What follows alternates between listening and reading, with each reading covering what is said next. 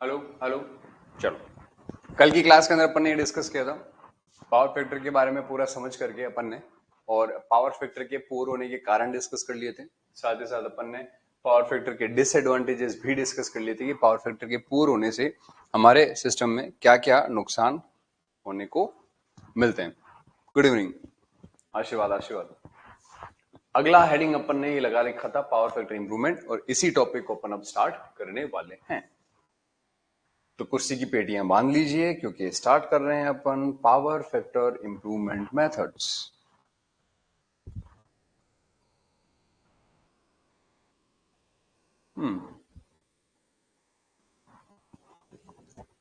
Topic number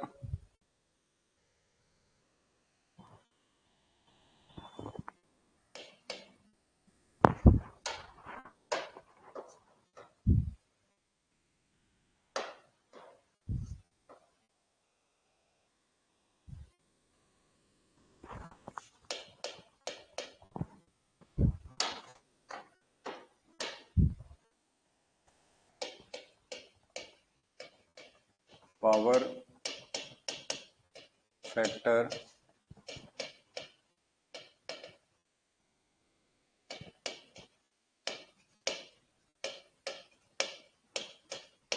improvement methods.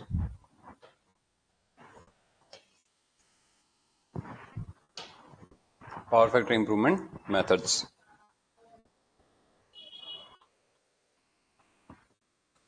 आज सभी लोग संडे मना रहे हैं, इतने कम लोग। कोई बात नहीं, मनाने दो संडे। भाई तुम पावर सिस्टम के साथ मनाओ अपना संडे। हैं?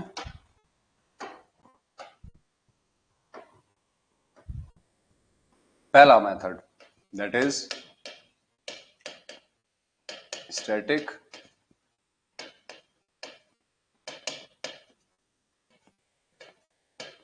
Capacitor method. Static capacitor method.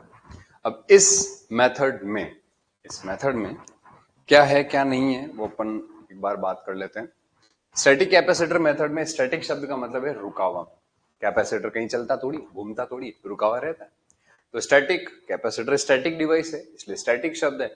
और कैपेसिटर का प्रयोग कर रहे हैं पावर फैक्टर इंप्रूव करने के लिए, इसलिए स्टैटिक कैपेसिटर मेथड। तो नाम तो अपन समझ गए। अब अपन इसका काम समझ लेते हैं। तो इसके काम को समझने के लिए अपन दो डायग्राम जो है वो बनाने वाले हैं। सबसे पहले बिफोर कंडीशन, कि भाई जब पावर फैक्टर इंप्रूव नहीं किया था तो क्या था।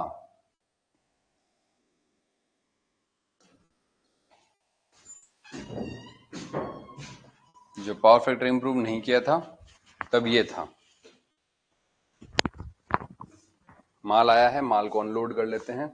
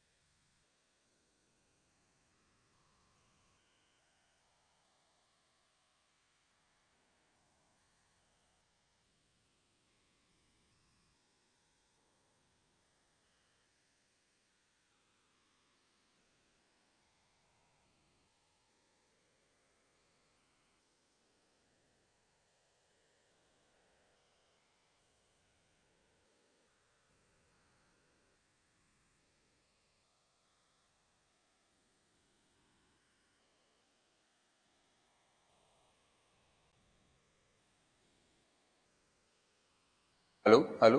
पहले जब अपन ने पहले जब हमने पावर फैक्टर इंप्रूव नहीं किया था तो पावर फैक्टर के पुअर होने की वजह से करंट वोल्टेज से बहुत लैग कर रहा था, बहुत ही ज्यादा लैग। ये देखो, इतना ज्यादा लैग कर रहा था। कौन? Current I one.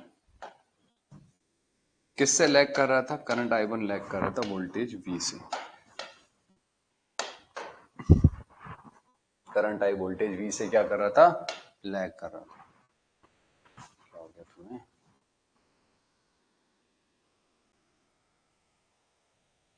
बना लो तुम मेरे साथ साथ डायग्राम, है ना अपन। मैं बोल ऐसे ही रहा हूं, ये मैं अभी समझाऊंगा तो अच्छे से बताऊंगा वापस। तब तक तुम मेरे साथ साथ डायग्राम बनाते रहो। एक मिनट, ये बोर्ड कुछ कह रहा है।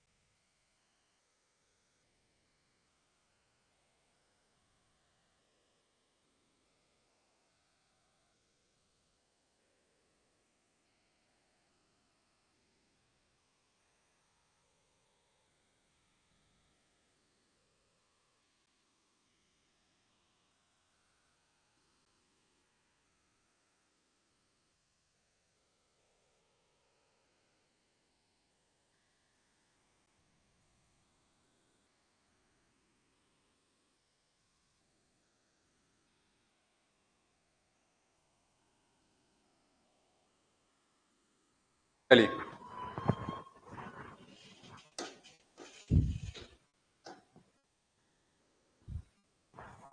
ये तो था बिफोर का केस। अब समझते हैं आफ्टर का केस। आफ्टर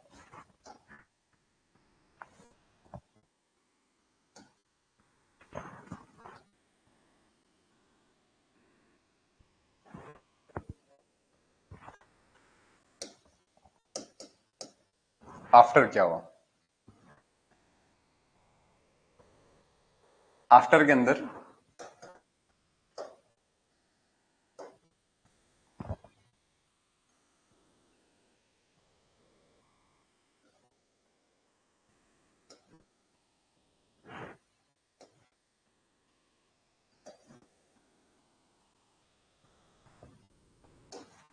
ये मामला तो पहले से ही था।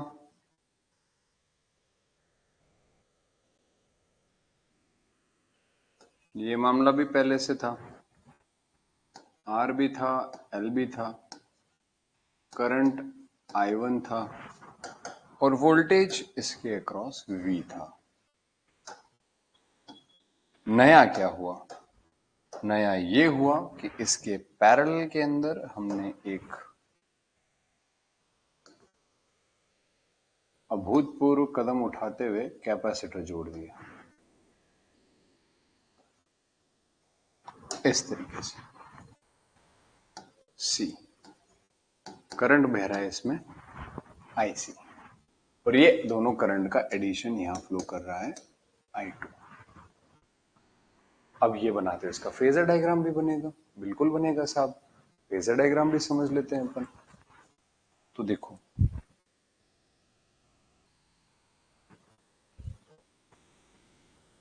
ये वोल्टेज, पहले की भांति, हमेशा की भांति रेफरेंस पे मजे काट रहा है और ये ठहरा करंट बेचारा लैग कर रहा है। ये करंट लैग कर रहा है, ये तो सेम रहेगा। अब मैं इसको समझाना चालू कर रहा हूं। अब तक मैं सिर्फ बना रहा था, मैंने कहा साथ साथ बना लो। अब जो जहां है वो वहीं रुक जाए, इस फेजर डायग्राम को समझे, फिर वापस बनाना चालू कर लेना, ठीक है। यहां देखो,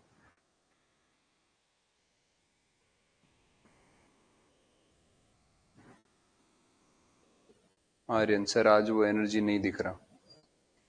आर्यन तुमने टेक्निकल कोर्स खरीदा है जिसमें आप जेईएन के एग्जाम की तैयारी कर रहे हैं। आपने किसी कहीं का शो का टिकट खरीदा है? तुम्हारे सामने क्या कोई जो है वो रणवीर कपूर खड़ा है जो चुटकुले सुनाएगा तुम्हें, जोक सुनाएगा तुम्हें? है बाबा, सीरियस टॉपिक है तो सीरियस होके समझेंगे। कोई क्राइम पेट्रोल की न्यूज रिपोर्टिंग थोड़ी चल रही है। हाँ वही, आज वो मजा नहीं आ रहा, आज कुछ गड़बड़ है।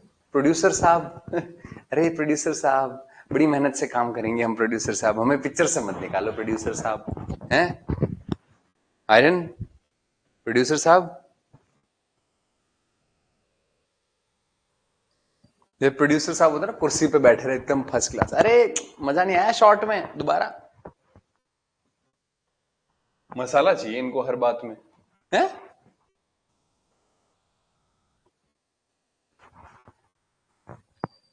मैं कह रहा हूं सीरियस होकर के सुनो। मैं अभी डेमो दूंगा तुम्हें, फिर मैं वो बीच में उस दिन तुम्हें पता है कंडक्टर जब पढ़ा रहा था तब मैंने जोर से डेमो दिया था। तूने वो कंडक्टर वाली क्लास करी नहीं शायद आर्यन, है ना? करता तो नहीं कहता तू ये। तो देखो हुआ क्या, ध्यान से देखो, थोड़ा कंसंट्रेट होके सुनना। हमारा जो पावर सिस्टम में लोड है वो आरएल नेचर का, आरएल नेचर का। अब लोड का इंडक्टिव नेचर थोड़ा ज्यादा है, इंडक्टिव नेचर थोड़ा ज्यादा है। करंट लोड में I1 फ्लो कर रही है और इसके क्रॉस वोल्टेज है V। इसका फेजर डायग्राम कैसे बनेगा, वोल्टेज रेफरेंस पर रहेगा, कल हमने सीखा है। और करंट I1 चूंकि इंडक्टिव नेचर है तो काफी लैग करेगी, तो ये काफी लैग कर रही है। अब कितना लैग कर रही है, इसके लिए अपन ने यहाँ पर एक एंगल कंसिडर किया, इस एंगल को अपन ने नाम दे दिया φ1। कितना कर रही है, φ1 लैग कर रही है, ठीक है साहब, φ1 लैग कर रही है। अब क्या, अब चूंकि ये करंट लैग बहुत ज्यादा कर रही है, लैग करने की वजह से इसका एक्टिव कंपोनेंट काफी छोटा है, रिएक्टिव कंपोनेंट काफी बड़ा है, और हमें एक्टिव कंपोनेंट को बढ़ाना है। हम चाहते हैं कि सिस्टम के अंदर पावर फैक्टर इंप्रूव करे। एक्टिव कंपोनेंट बढ़ाओ ना बढ़ाओ, रिएक्टिव कंपोनेंट जरूर घटाओ। रिएक्टिव कंपोनेंट को घटाना बहुत जरूरी है ताकि एक्टिव कंपोनेंट का मान बढ़े, वरना आपका पावर फैक्टर जो पुअर हो रहा है वो सिस्टम को तबाह कर देगा। ठीक है, हमने क्या कहा, हमने कहा कि भाई काम करो, तुम इस लोड के पैरेलल में कैपेसिटर लगा दो। कैसे, ऐसे कैपेसिटर लगाओगे, इसका क्रॉस वोल्टेज V है, तो ये करंट लेगा, चार्जिंग करंट IC। इस IC का वैल्यू मैं आप लोगों को बहुत पहले बता चुका हूं, जब मैंने आप लोगों को वो क्राइम पेट्रोल वाला एक एपिसोड बताया था जिसमें ट्रक वाले की मौत हो गई थी खाने पे, मतलब ढाबे पे खाना खा के वापस आकर के। उस दिन मैंने चार्जिंग करंट का फॉर्मूला बताया था IC बराबर V ओमेगा C करके। क्या बताया था, IC बराबर V ओमेगा C करके मैंने आप लोगों को बताया था, वो आप लोगों को याद होना चाहिए। याद है कि नहीं?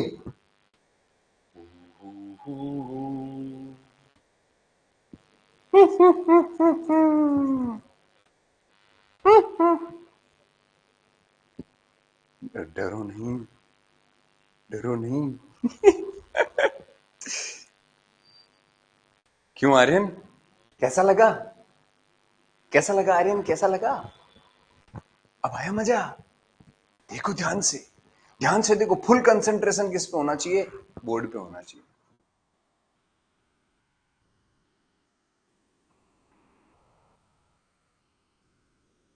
चलो अब यहां देख लो। हाँ, तो कैपेसिटर लगा दिया, चार्जिंग करंट IC है, IC का वैल्यू V ओमेगा C है, ठीक है। अब ये करंट चार्जिंग करंट फ्लो कर रहा है। अब पहले I1 था, अब दो करंट हो गए, I1 और IC। तो इन दोनों का सम जब करेंगे, टोटल इन दोनों का सम किस में फ्लो करेगा, या लाइन में फ्लो करेगा, I2। तो अपन ने V और I1 तो पहले से बना रखा है, V और I1 तो पहले से बना रखा है, नया क्या है, IC। कहाँ फ्लो कर रहा है? कैपेसिटर में। किसके अक्रॉस सप्लाई है? वोल्टेज के अक्रॉस, मतलब वोल्टेज इसके अक्रॉस जो है वो सप्लाई के रूप में कनेक्टेड है। तो वोल्टेज से करंट आईसी क्या करना चाहिए? वोल्टेज से करंट सर आईसी लीड करना चाहिए। क्यों करना चाहिए लीड? क्योंकि कैपेसिटर जो होता है वो वोल्टेज से करंट को लीड करवाता है। तो ये आईसी क्या हो गया बाबा? लीड कर गया। अब क्या करना है सर? I1 और IC को ऐड करना है। I1 IC जब जोड़ोगे तो क्या मिल जाएगा? I2 मिल जाएगा। I1 IC को जब जोड़ोगे तो क्या मिल जाएगा? I2 मिल जाएगा। तो अब अपन एक करंट इधर जा रही, दूसरी करंट उधर जा रही, जोड़े कैसे इनको? तो हमें फेजर के सदिश योग का नियम जो है वो उसकी पालना करनी होगी। और ये आप सबको आता है, मैंने आप लोगों को कल की क्लास में भी फेजर का सदिश योग का नियम करके बताया है।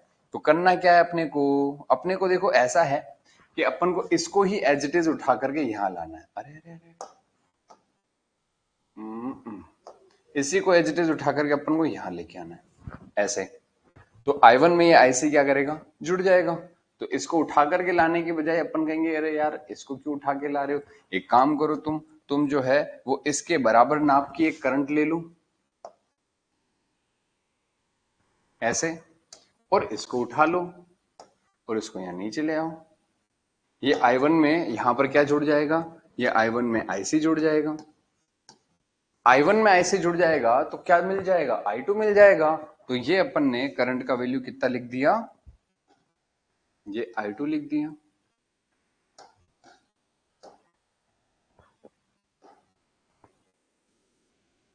ये I2 लिख दिया। आगे बात समझ में? V और I1 कितना लैग कर रहा है?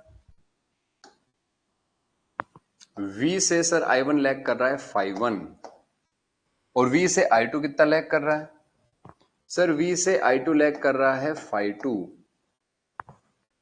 बस अब अपन निकालेंगे कंक्लूजन। अब हम क्या निकालेंगे? कंक्लूजन। तो डायग्राम तो अपन ने दोनों बना लिए, अब अपन बात करेंगे कंक्लूजन की। इसको मैं थोड़ा सा ऊपर शिफ्ट कर देता हूं बाबा।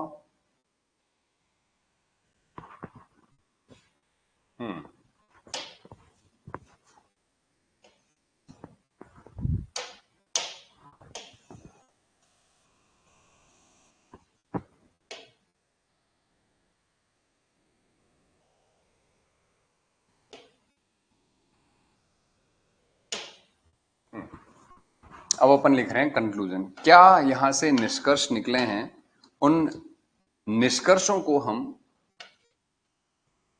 डिस्कस कर लेते हैं।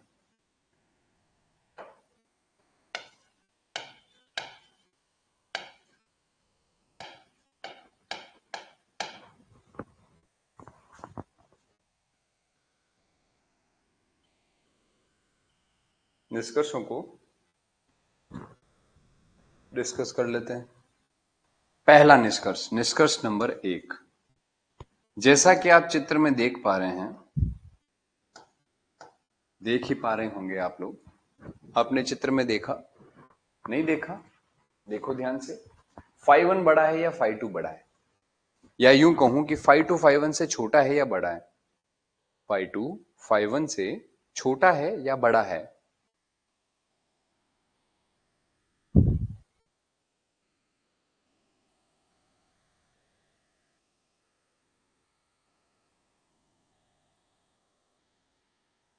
ऑब्वियसली छोटा है। सो 5-2 छोटा than 5-1, that is cos 5-2 is बड़ा देन cos 5-1। हाँ या ना? यस और नो? और अगर ऐसा है, that is power factor is improve. Yes और नो? अगर 5-2 छोटा है 5-1 से तो cos 5-2 बड़ा है cos 5-1 से। तो cos 5-2 हम तो चाहते हैं ना ज्यादा हो गया बाबा, इसका मतलब पावर फैक्टर इंप्रूव कर गया। Conclusion number 1। कंक्लूजन नंबर 2 क्या कहता है? कंक्लूजन नंबर 2 जो है उसके लिए हमें थोड़ा सा जो है वो इसी फेजर डायग्राम के यहीं पर कुछ कैलकुलेशन छोटी मोटी करनी पड़ेगी। इसको ऊपर की तरफ सरकाते हैं इसी लाइन पे। चल भाई, तो इस लाइन पर बैठ।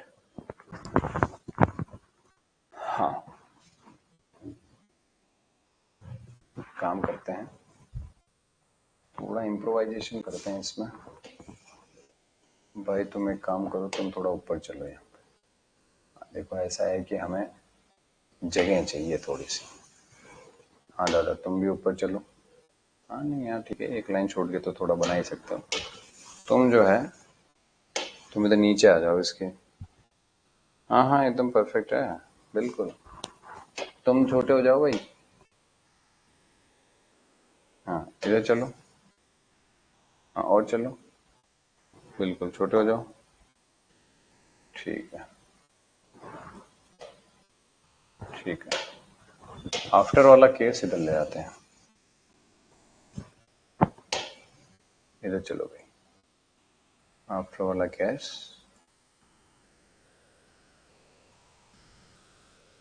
इधर चलो। अब तुम फेजर डायग्राम हो, तुम थोड़े छोटे हो जाओ। रुको 2 मिनट, इधर सब्र करो।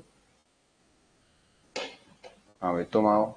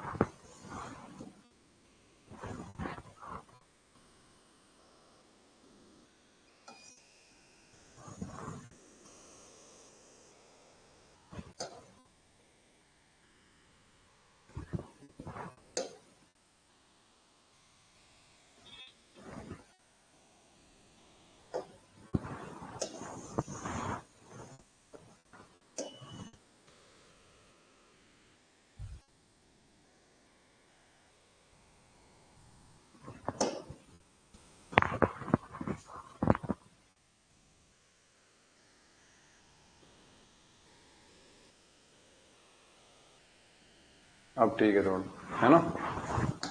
अब क्या है कि मैं सारे कंक्लूजन इसी स्लाइड में लिखना चाह रहा हूं, और उसका कारण ये है कि इस फेजर डायग्राम से मुझे वो समझाने हैं, और अब फेजर डायग्राम से मुझे वो सारे टॉपिक समझाने हैं, तो फेजर डायग्राम मेरे सामने होगा तो समझा पाऊंगा ना, इसलिए, है ना। तो अगर आपको लगता है कि सर ये वाले डायग्राम को थोड़ा सा और ऊपर शिफ्ट किया जा सकता है, तो इससे कोई बात नहीं, मैं इस डायग्राम को थोड़ा सा और ऊपर शिफ्ट कर देता हूं। उससे क्या है कि ये डायग्राम भी थोड़ा सा और ऊपर शिफ्ट किया जा सकता है। बस करना कुछ नहीं है, मुझे ये हटाना है तो प्रेजेंटेशन ठीक लग जाएगा। ठीक है,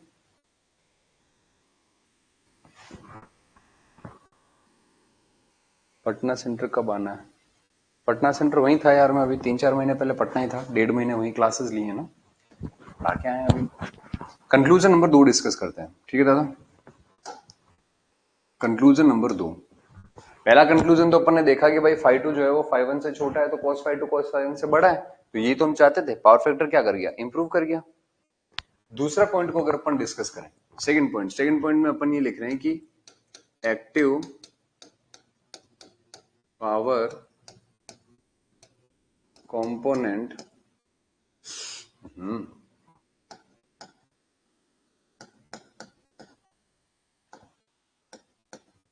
रिमेन्स सेम। एक्टिव पावर का कंपोनेंट जो है ना वो सेम रहता है। इस चीज का मतलब क्या है, कोई बताएगा मुझे, इस चीज का मतलब क्या है?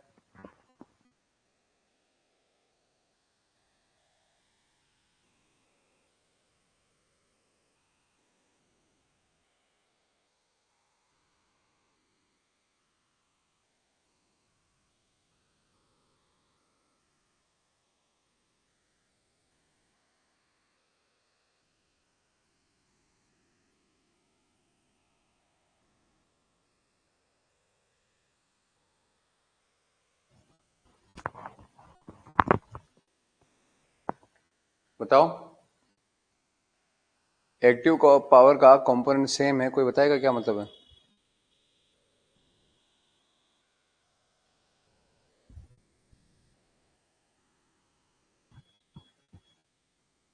I1 is same. Capacitor does not consume active power. I cos phi same रहेगा. बिल्कुल सही धवल, शाबाश. सीरी आपने भी सही कहा है. देखो यहां देखो ध्यान से, इस फेजर को देखो तुम. अगर मैं इस फेजर के अंदर तुमसे ये कहूं कि I1 का हॉरिजॉन्टल कंपोनेंट निकालो तो यहां पर मिलेगा, इस जगह पर, इस जगह. और अगर मैं तुमसे कहूं I2 का हॉरिजॉन्टल कंपोनेंट निकालो तो वो भी कहां मिलेगा? एग्जैक्ट यही मिलेगा सर. तो इसका मतलब पहले केस में और दूसरे केस में हॉरिजॉन्टल कंपोनेंट सेम है. हॉरिजॉन्टल कंपोनेंट याद करो, कल की क्लास में पढ़ाया है. एक्टिव पावर के कंपोनेंट को हॉरिजॉन्टल कंपोनेंट कहा जाता है. तो मैंने अभी अभी क्या लिखा? Active power component remain same. तो कौन सा कंपोनेंट एक्टिव पावर का होता है? हॉरिजॉन्टल वाला. और यहां हॉरिजॉन्टल कंपोनेंट देखा तो I1 का भी हॉरिजॉन्टल कंपोनेंट और I2 को भी हॉरिजॉन्टल कंपोनेंट सेम जगह पर मिल रहा है. ये तो हुआ. किससे समझ में आई ये बात? ये बात अपन को समझ में आई किससे? फेजर से.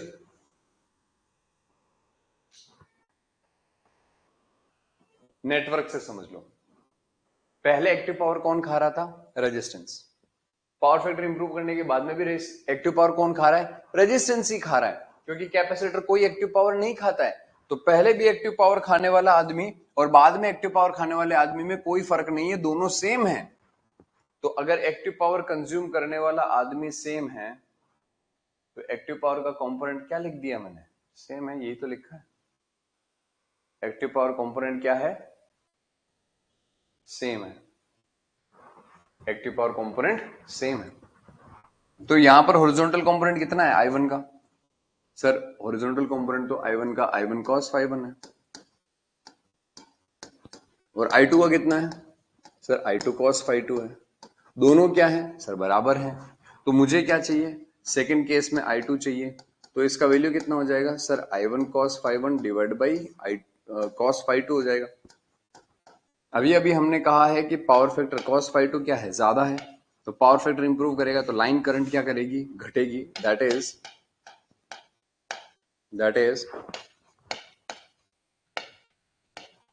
Line current reduced.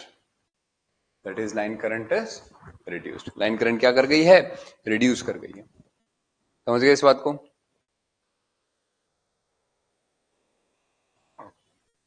Line current क्या हो गया? रिड्यूस हो गया.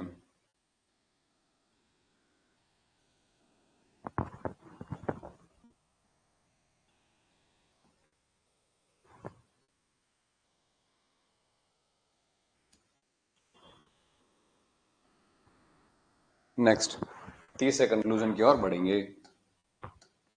तीसरा कंक्लूजन है रिएक्टिव पावर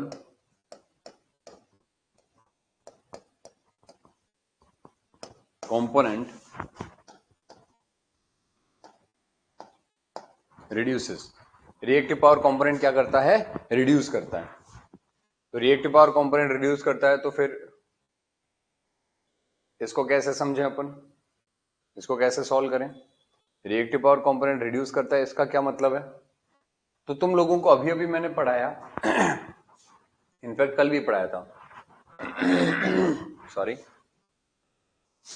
एक मिनट.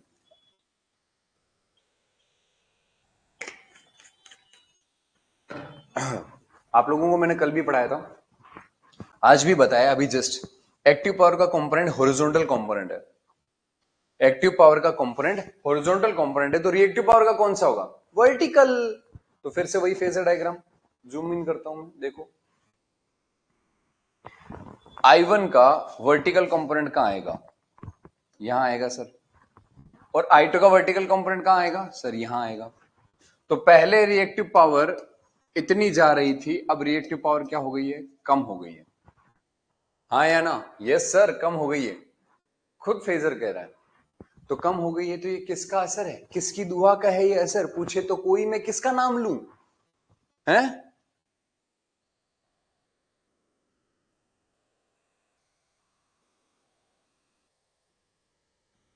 बताओ भाई, दिल ये किसकी दुआ का है असर? पूछे तो कोई तो मैं कैपेसिटर का नाम लूं। किसकी वजह से ये हुआ है सर? ये इतना रिड्यूस जो हुआ है, ये जो कैपेसिटर हुआ है, इसकी वजह से हुआ है। समझे कि नहीं? बिल्कुल। तो इसी चीज को अपन लिखेंगे, खत्म हो गई बात। अरे हलवा बना देंगे पावर सिस्टम को एकदम, मुंह खोला और सपक के निकल जाएंगे एकदम। तो रिएक्टिव पावर कंपोनेंट रिड्यूसेस, पहले क्या था? I1 sin phi 1 बराबर I2 sin phi 2 plus IC। तो सेकेंड केस में I2 sin phi 2 कितना हो जाएगा? I1 sin phi 1 minus IC। I1 sin phi 1 minus IC, ये हो जाएगा। ये सुनो, क्लियर है सबको? हाँ के ना? है क्लियर तो थम्स अप करो। कंक्लूजन खत्म हो गए, फॉर्मूले पे चलते हैं। मेन मुद्दा तो वही है, फॉर्मूला। ये तो अपन ने मेथड की थ्योरी सीखी है कि अच्छा ऐसा होता है।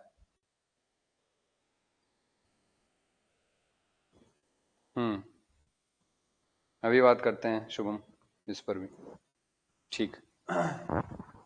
तो कंक्लूजन अपन ने यहां पर लिख लिया है।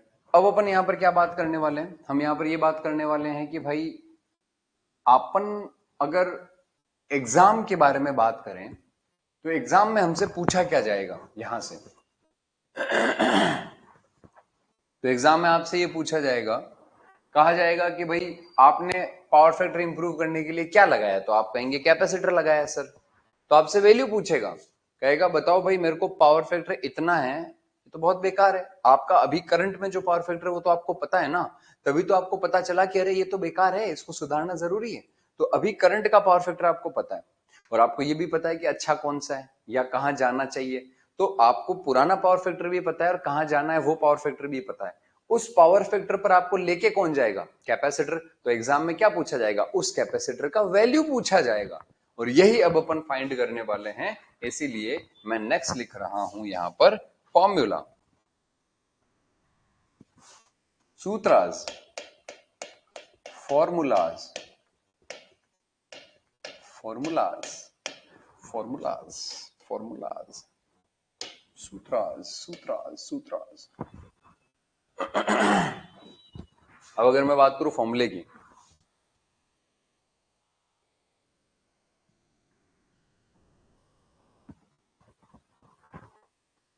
फॉर्मूले की अगर मैं बात करूं तो देखो, सबसे पहले मैं बात करता हूं कैपेसिटर क्या डिलीवर करने के लिए लगाया गया है।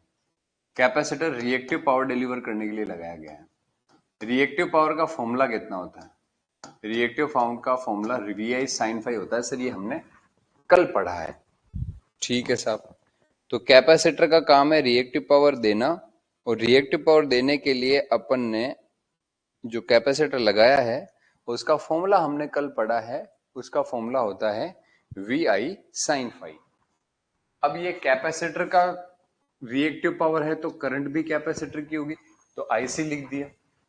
अब यहां देखो, कैपेसिटर लगाया, करंट IC है, कैपेसिटर के अक्रॉस वोल्टेज V है, तो V इंटू IC हो गया। अब चाहिए साइन फाई में फाई। फाई क्या होता है? वोल्टेज और करंट फेजर के बीच का एंगल। कैपेसिटर का वोल्टेज फेजर कौन सा है? V, और करंट फेजर कौन सा है? IC। देखो डायग्राम में, voltage phasor V, current phasor IC, बीच में कौन कितना है सर? 90 डिग्री। बिल्कुल सही कहा। यहां पर साइन का वैल्यू 90 डिग्री होने की वजह से इसका वैल्यू कितना हो जाएगा? 1 हो जाएगा। तो आज के बाद गिन के गांठ बांध लो, हमेशा के लिए याद कर लो, अपने जीवन में इस चीज को आत्मसात कर लो कि जब जब तुम लोगों से ये पूछा जाएगा कि किसी भी कैपेसिटर के द्वारा रिएक्टिव पावर कितना डिलीवर किया गया है बताइए, तब तब आप लोगों को ये फॉर्मूला बताना है, QC बराबर V इंटू IC। ये किसी भी कैपेसिटर के द्वारा डिलीवर की गई रिएक्टिव पावर का मान होगा। किसी भी कैपेसिटर द्वारा कोई भी चीज जो उसका नेचर कैपेसिटिव नेचर का है, वो ये रिएक्टिव पावर, इतना रिएक्टिव पावर कंफर्म है डिलीवर करेगी ही करेगी। क्लियर है सबको? अब आगे चलते हैं। सर ये IC जो होता है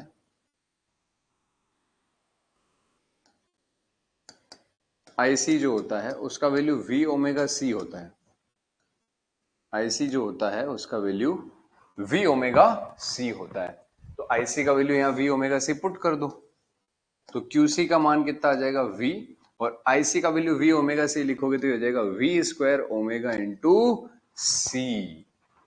ये हमारे पास में दूसरा इंपॉर्टेंट फॉर्मूला हो गया। दूसरा इंपॉर्टेंट फॉर्मूला हो गया क्यूसी बराबर V square into omega into C. Sir pure capacitor होना चाहिए क्या? कैपेसिटर प्योर ही होता है भाई। इस केस में अपन प्रैक्टिकल कैपेसिटर कंसिडर नहीं करते, प्योर ही होता है। उसमें प्रैक्टिकली जो पावर लॉसेस हैं वो जीरो माने जाते हैं, बिल्कुल ही कम होता है। अब यहां पर अगर बात करें कि यार रिएक्टिव पावर कैपेसिटर कितनी देगा, वी स्क्वायर ओमेगा इंटू सी देगा। पर मान लो क्यूसी दे दिया जाए और तुमसे सी का वैल्यू पूछा जाए तो सी निकाल सकते हो क्या? बिल्कुल निकाल लेंगे। सी बराबर क्यूसी बटा वी स्क्वायर इंटू ओमेगा लिख देंगे। तो ये आपके पास में किसका वैल्यू हो गया? कैपेसिटर का वैल्यू हो गया। ये फॉर्मूला किस केस में लागू होगा? ये फॉर्मूला सिंगल फेज एसी में लिखूंगा नहीं, क्योंकि हमें पता है कि पावर फैक्टर इंप्रूवमेंट एसी के लिए ही करना है, डीसी में तो यूनिटी होता है, ऐसा हमने कल सीख लिया है, तो फिर आज उसको लिखने से मतलब नहीं। ध्यान से देखना कहानी कैसे बदल रही है, धीरे धीरे अपन मतलब इजी लेवल से टफ की तरफ चल रहे हैं, ध्यान से देखते रहना। सिंगल फेज की बात हो गई। अब मैं बात करूंगी सर हमारा पावर सिस्टम जो है वो तो थ्री फेज पे वर्क करता है, ट्रांसमिशन भी थ्री फेज में, डिस्ट्रीब्यूशन भी थ्री फेज में, तो सिंगल फेज वाले फॉर्मूले का मैं क्या करूं? भाई ये फॉर्मूला तो न्यूमेरिकल पर्पज से एग्जाम में पूछा जाएगा, पर थ्री फेज वाला फॉर्मूला भी याद होना चाहिए, वो भी तो एग्जाम में पूछ सकता है। तो क्यू सी बराबर फॉर्मूला जो है वो कितना लिखेंगे? सी बराबर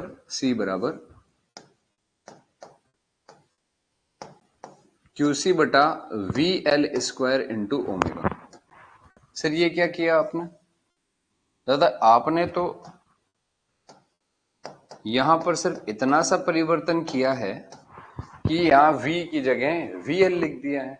हाँ मैंने इसलिए लिखा है क्योंकि सिंगल फेज में यहाँ पर फेज वोल्टेज होता है, सिंगल फेज में फेज या लाइन एक ही बात है, पर हम फेज इसलिए लिखते हैं क्योंकि लाइन लिखेंगे तो हम कंफ्यूज हो सकते हैं, क्योंकि थ्री फेज सिस्टम में लाइन की बहुत अहमियत है। तो यहाँ पर तो वीपी लिखेंगे, पर यहाँ थ्री फेज डेल्टा कनेक्शन के अंदर यहाँ पर अपन ने इसी वीपी को वीएल लिख दिया। क्यों? क्योंकि डेल्टा कनेक्शन में फेज वोल्टेज और लाइन वोल्टेज क्या रहते हैं? सेम रहते हैं, तो वीपी को वीएल लिख सकते हैं। तो सर इसका मतलब ये कैपेसिटर किसका? थ्री फेज कैपेसिटेंस टोटल कितना चाहिए? तो ये क्यूसी किसका? थ्री फेज का टोटल रिएक्टिव पावर, और ये वोल्टेज कौन सा? लाइन वोल्टेज लेना है। यहाँ क्यूसी क्योंकि सिंगल फेज का फॉर्मूला है तो क्यूसी भी सिंगल फेज का, और वोल्टेज तो फेज का है ही। अब चूंकि ये फॉर्मूला थ्री फेज का है तो क्यूसी भी थ्री फेज का, वोल्टेज भी कौन सा लेना है? लाइन। अब स्टार से डेल्टा के अंदर वोल्टेज, सॉरी यहाँ पर सिंगल फेज से थ्री फेज में डेल्टा कनेक्शन जब करोगे तो लाइन वोल्टेज और फेज वोल्टेज सेम रह जाते हैं। तो सर फिर स्टार कनेक्शन के लिए क्या होगा? बता रहा हूं, देखो एक बार सबर करो, देखो जरा इधर। ये डेल्टा कनेक्शन की बात हो गई, सी डेल्टा। अब मैं बात करूं सी स्टार, तो सी स्टार कनेक्शन की अगर अपन बात करेंगे तो स्टार कनेक्शन में अपन को पता है क्यूसी है, और वीपी को मैं क्या लिखूंगा? वीएल बटा रूट थ्री। वीपी को क्या लिखूंगा मैं? वीएल बटा रूट थ्री, इसका होल स्क्वायर लगेगा और साथ में ओमेगा है। VP by VL by root three में रूट थ्री का स्क्वायर थ्री होगा, और ये थ्री कहां चला जाएगा? ऊपर की तरफ चला जाएगा, तो ये वैल्यू हो जाएगा थ्री क्यूसी बटा VL square into omega.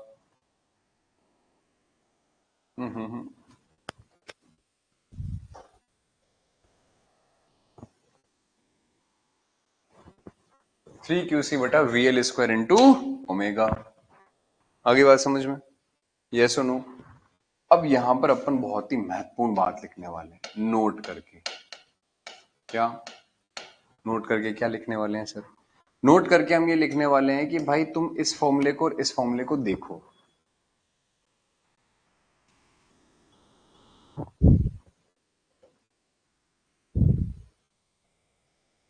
Load के सीरीज में कनेक्ट करेंगे तो क्या होगा? चितरंजन इस सवाल का जवाब आपको भविष्य में दिया जाएगा। देखो मेरी क्लास जो आप कर रहे हैं इसमें एक नियम और जोड़ लो, जिस प्रकार के आप डाउट पूछते हैं उस प्रकार के डाउट से मुझे एक नियम और बनाना पड़ रहा है। वो नियम ये है, पहला, इस नियम के भी दो नियम है छोटे छोटे। पहला तो ये कि जब तक मैं कोई टॉपिक खत्म नहीं कर दूं तब तक उस टॉपिक से संबंधित कोई सवाल नहीं पूछना, क्योंकि तुम सब ने इस चीज को अनुभव कर लिया होगा कि टॉपिक खत्म होने के बाद में कोई डाउट बचता नहीं है। तो उस टॉपिक से संबंधित या किसी दूसरा कोई डाउट है, कोई भी डाउट समझाने के दौरान नहीं पूछना है। जब मैं टॉपिक खत्म कर दूं, मैं कह दूं कि भाई हाँ यहां तक लिख दिया है, यहां तक कोई डाउट है तो बताओ, तो उस टॉपिक का ही डाउट पूछना है जो मैंने पढ़ाया है, उसका नहीं जो मैंने नहीं पढ़ाया है। इससे संबंधित कोई डाउट है तो पूछ सकते हैं। दूसरा, ये जो सीरीज कैपेसिटर की बात करिए या फिर कोई बंडल कंडक्टर की बात करता है या कोई किसी भी तरीके की बात करता है, तो ये सारे के सारे टॉपिक आगे आएंगे तब पढ़ाऊंगा। अब वो मुझे पता है ना कि ये आगे आएंगे, आपको नहीं पता। तो आप जो हैं इतना सा ध्यान रखें कि आपको भूतपूर्व में अगर कोई नॉलेज है, आपने पहले से नोट्स बना रखे हैं, आपने YouTube से XYZ जगह से जहां से भी पढ़ा है, आपके पास जो नॉलेज है अच्छा है, आप अपने पास रखें उसे। पर जब मैं आपको समझाऊं तो आप जो मैं समझा रहा हूं उस चीज को नोट करें और उस चीज को याद करें।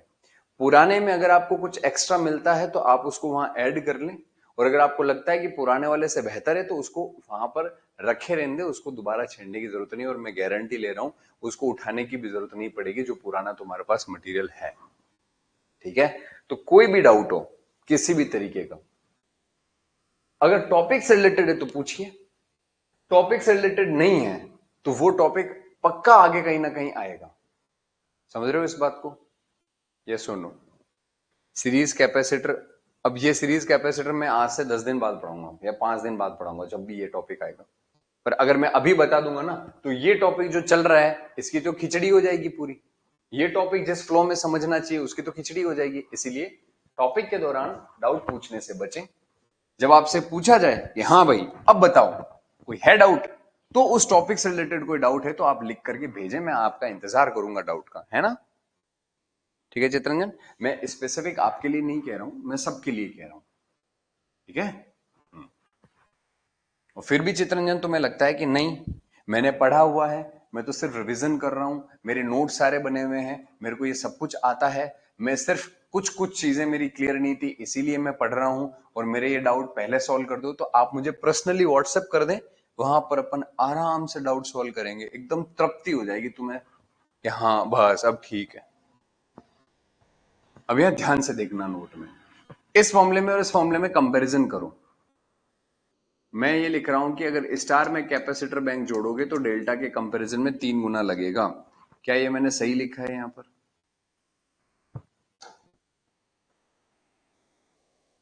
हाँ या ना?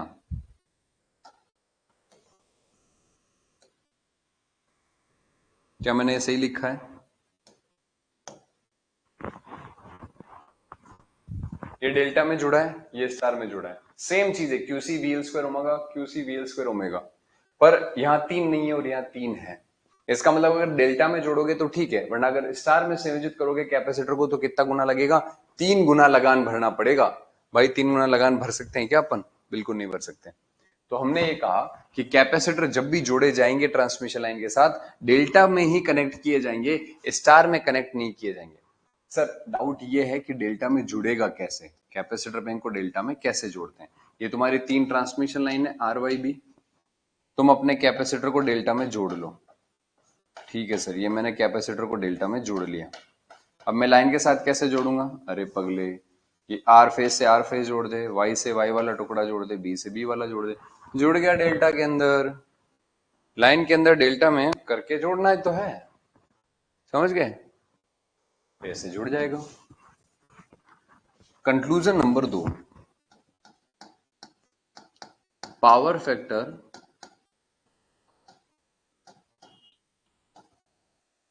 improved from 5:1 to 5:2।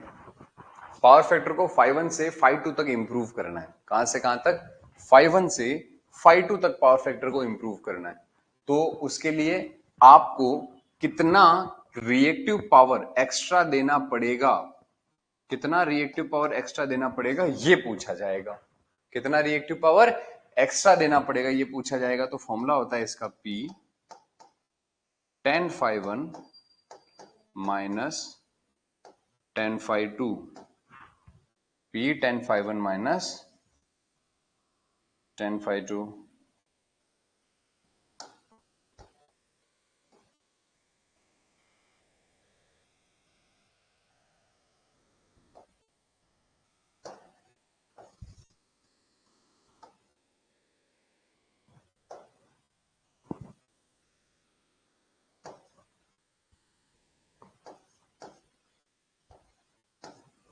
P tan phi 1 minus tan phi 2, tan phi 1 minus tan phi 2, ये अपने पास में फॉर्मूला है। सर ये क्या फॉर्मूला है, ये समझ नहीं आया सर, ये क्यों लिखा है, ये कहाँ से आया सर, ये ऐसे ऐसे ऐसे नहीं चलेगा सर, ऐसे थोड़ी चलता है, नहीं हम नहीं मानेंगे, नहीं हम नहीं पढ़ेंगे, बताओ बताओ। ठीक है भैया, तुम इतना रो रहे हो तो मैं तुम्हें बता देता हूँ, वरना मैं नहीं बताता ऐसे। देख भाई, पहले तेरे इंडक्टर ने जो है ये कही कि मन ने 10 रिएक्टिव पावर चाहिए, तो सप्लाई ने कहा हाँ मालिक तन ने 10 रिएक्टिव पावर देनी पड़ेगी हमें, हम देंगे तेरे को 10 रिएक्टिव पावर, दे दी इसको। फिर रिएक्टिव पावर ज्यादा पैदा करने की वजह से अपने सप्लाई का पावर फैक्टर खराब हो गया, क्योंकि सप्लाई का टोटल पावर कांस्टेंट है, टोटल में से एक्टिव कम है और रिएक्टिव ज्यादा है। तो रिएक्टिव पावर ज्यादा है, टोटल पावर तो फिक्स है, एक्टिव पावर कम है, रिएक्टिव पावर ज्यादा है, तो इसका पावर फैक्टर पुअर हो गया। हमने कहा कि यार ये तो पावर फैक्टर बहुत खराब है, हम भगवान से दिन रात दुआ करने लगे। तो भगवान से दिन रात दुआ करने का नतीजा ये निकला कि एक भामासा एक दिन आया, भामासा आया और इसने कहा कि भैया जी 3 रिएक्टिव पावर मैं दे दूंगा। मैं सिर्फ उदाहरण ले रहा हूं, यूनिट का कोई लफड़ा नहीं ले रहा हूं मैं। तो ये लोड गएगा भाई मेरे को तो 10 चाहिए, तुम चाहे कैसे भी दो, मुझे तो 10 रिएक्टिव पावर चाहिए, कैसे भी लेके आओ मेरे पास। तो इस कैपेसिटर ने सप्लाई को कहा देख भाई मैं 3 दे दूंगा। तो सप्लाई कहेगा अरे मालिक बहुत बहुत धन्यवाद, आप 3 दे दोगे तो मुझे 7 ही देनी पड़ेगी, दोनों मिल करके इसकी भूख को मिटाएंगे, इसको 10 रिएक्टिव पावर दे देंगे। तो पहले कितना रिएक्टिव पावर दे रहा था सप्लाई 10, अब कितना दे रहा है 7। तो मैं तुमसे पूछूं कैपेसिटर ने कितना दिया, तो क्या बोलोगे सर 10 माइनस 7 बराबर 3, कैपेसिटर ने 3 रिएक्टिव पावर दिया, हाँ या ना, ऐसे ही बोलोगे? अरे बोलो रे, हाँ बाबा ऐसे ही बोलेंगे। तो अपन ने यहां यही किया है, हमें पता है tan phi बराबर Q अपॉन P होता है, तो Q का मान जो है वो P tan phi हो जाता है।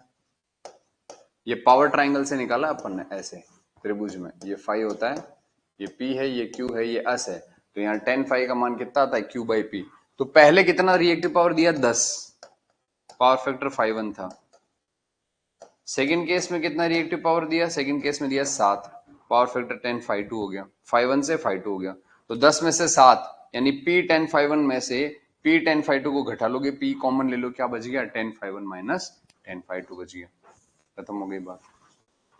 तो इसका मतलब ये हुआ कि ये असल में हमने सप्लाई की रिएक्टिव पावर लिखी है कि सप्लाई ने पहले 10 दिया, फिर सप्लाई ने 7 दिया, 10 में से 7 को घटा दिया, 3 बचा, वो 3 कैपेसिटर ने रिएक्टिव पावर दी। सर ये फॉर्मूला यूज कब करना है, ये आएगा कैसे एग्जाम में, आपसे एग्जाम में कैपेसिटर पूछेगा, तो सर हमारे पास ये फॉर्मूला है तो सही, हम डेल्टा में जोड़ेंगे, कैपेसिटर का वैल्यू पूछेगा, हम लगा देंगे क्यूसी बटा वी स्क्वायर ओमेगा। अच्छा, ओहो, इसका मतलब सर आप ये कहना चाह रहे हैं कि ये जो फॉर्मूला हमसे सवाल में पूछेगा कि कैपेसिटर का वैल्यू बताओ, तो उसमें क्यूसी चाहिए, और अगर क्यूसी क्वेश्चन ने नहीं दिया, केवल वोल्टेज और फ्रीक्वेंसी दिया, तो क्यूसी को पहले निकालना पड़ेगा। तो इसलिए पहले ये फॉर्मूला लगाकर क्यूसी निकलेगा, और फिर यहां से क्यूसी यहां जाएगा, फिर यहां से कैपेसिटर का मान मिलेगा। अरे यार तुम कितने होशियार हो, सब कुछ तुमने ही सोच लिया, मेरे समझाने की जरूरत ही नहीं पड़ी तुम लोगों को। देख रहे हो तुम कितने होशियार हो गए हो, शाबाश, वेरी गुड। इस तरीके से सोचा करो सवालों को, कॉन्सेप्ट यूं यूं यूं सॉल्व हो जाएंगे। अगला पॉइंट, अगले पॉइंट में ये कह रहा है कि पावर फैक्टर को यूनिटी तक बढ़ाना है। Power factor improved up to unity. बोले अपन को बाबा 5-1 5-2 का लफड़ा नहीं चाहिए। जितना भी पावर फैक्टर है अभी 5 हो 5-1 हो कुछ भी हो, उसको इंप्रूव करके और आप यूनिटी ले जाओ, बस हमें और कुछ नहीं चाहिए, और कुछ भी मंजूर नहीं है, केवल यूनिटी पावर फैक्टर चाहिए। उसके लिए कैपेसिटर का मान कितना होना चाहिए, तो ये आपको याद करना है। कैपेसिटर के मान का डायरेक्ट फॉर्मूला होता है I√1 माइनस पावर फैक्टर का square divide by 2πf into V. ये कैपेसिटर का फॉर्मूला दादा आपको याद करना पड़ेगा। किसका फॉर्मूला है ये पावर फैक्टर को यूनिटी तक बढ़ाने के लिए जो कैपेसिटर लगेगा उसका फॉर्मूला है। ये आई क्या है सर? आई लोड का करंट है। आई लोड करंट है। पावर फैक्टर कौन सा है ये? ओल्ड पावर फैक्टर है, पुराना। नया कितना? नया तो यूनिटी हो गया ना, तो पावर फैक्टर सिस्टम का है।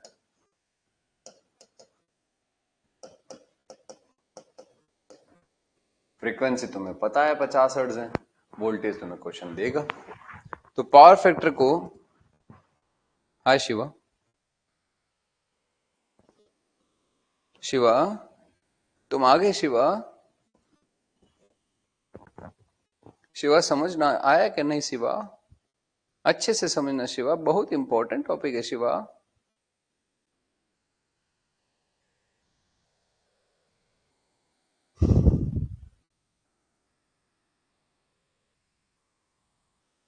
मिश्रा, मजाक नहीं।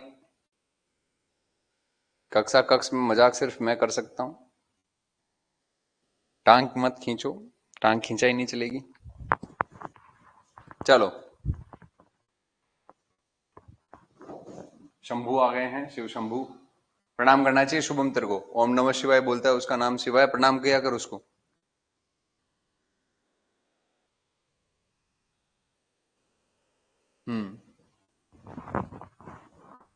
तो ये पावर फैक्टर यूनिटी तक इंप्रूव करने का जुगाड़ हो गया।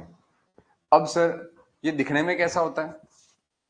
कैपेसिटर बैंक जब हम लगाते हैं तो इंडस्ट्रीज में कैसा दिखता है? देखो लाला, ऐसा दिखता है।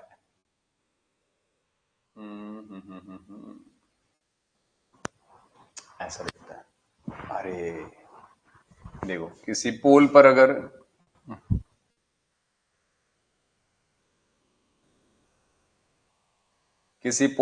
पावर फैक्टर इंप्रूवमेंट करा रहे हो तो उस पोल पर इस तरीके से आप लोगों को नजर आएगा। किसी इंडस्ट्री के अंदर अगर आप पावर फैक्टर इंप्रूव करा रहे हो तो इंडस्ट्री में आपको कुछ ऐसा नजर आएगा।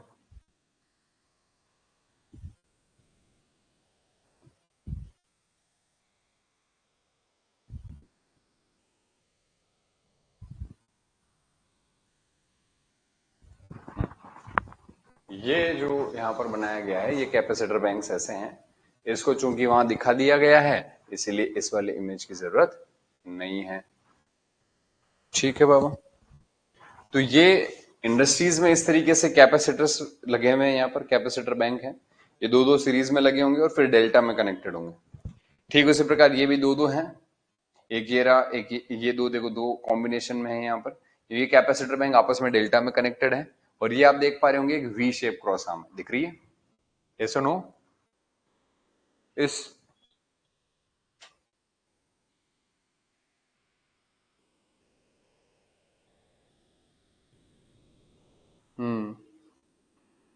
Good evening. तो ये वी शेप क्रॉस आर्म के अंदर कैपेसिटर बैंक को प्रैक्टिकली इस तरीके से जोड़ा जाता है।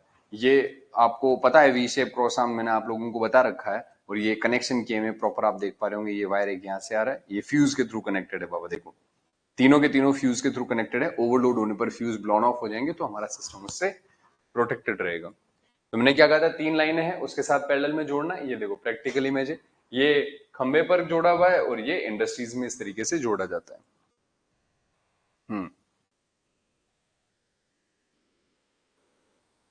चलिए आगे चलें। कैपेसिटर बैंक के फायदे और नुकसान भी होते हैं। एक काम करो, यहां तक कॉपी कर लो, फायदे नुकसान में बोलकर लिखवा देता हूं, एडवांटेज और डिसएडवांटेज। ठीक है, पुराना वाला स्लाइड कॉपी कर लिया है क्या? ये वाला स्लाइड लिखा हुआ है क्या सबने?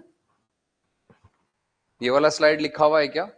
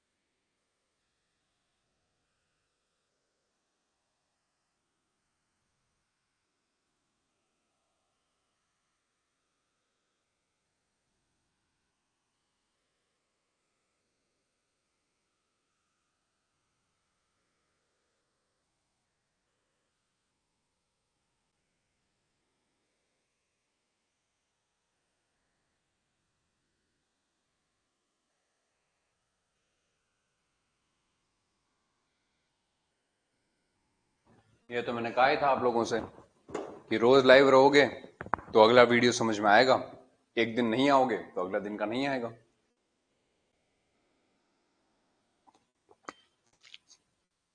वेब सीरीज है भाई, पहला एपिसोड देखोगे, दूसरा नहीं देख के तीसरा देखोगे तो कैसे समझ में आएगा? और पहला देखोगे तो तुरंत दूसरा देखने का मन करेगा, दूसरा देखोगे तुरंत तीसरा देखने का मन करेगा।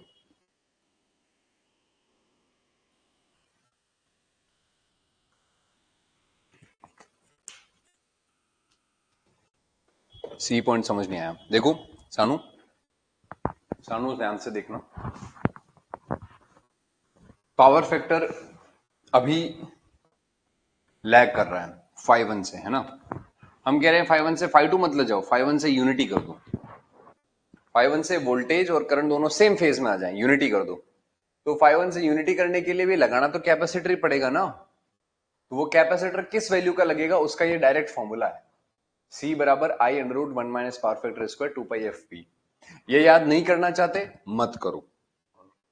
सर इससे कोई नुकसान होगा कि नहीं होगा? नहीं होगा। कैसे सर, कैसे नहीं होगा? आप लोग यूनिटी तक लेके जाना चाहते हैं, यूनिटी पावर फैक्टर पे फाइव का मान कितना होगा? 0, और 5 0 होगा तो 10 5 देखो सेकंड पावर फैक्टर 5 का मान 0 होते 10 5 0 हो जाएगा, और 10 5 0 होते फॉर्मूला क्या हो गया? Q बराबर P10 5। Q बराबर P10 5 सॉल्व करके ये Q का मान यहां पुट कर देना, C का वैल्यू आ जाएगा।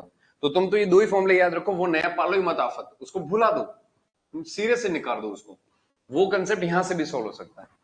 ये 0 हो जाएगा यूनिटी पावर फैक्टर पे, केवल ये वैल्यू बचेगी, ये QC यहां पुट कर देना, आंसर आ जाएगा। समझ गए? सर स्टार और डेल्टा में कनेक्टेड कैपेसिटर में किसकी वैल्यू ज्यादा होती है? ये लिखा तो है भाई राकेश, ये क्या है ये ए नंबर पॉइंट यही तो बता रहा है।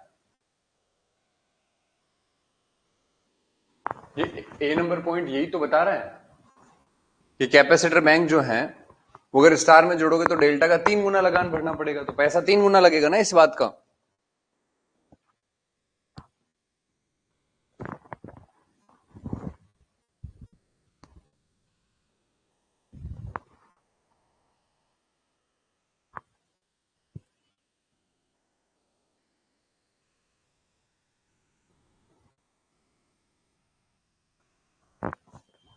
ओके, कॉपी कर लिया सबने? कॉपी कर लिया क्या? कॉपी कर लिया तो अंगूठा दिखा दो।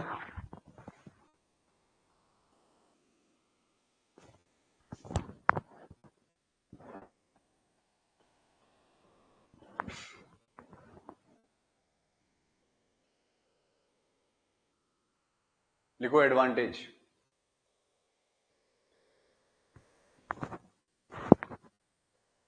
Advantage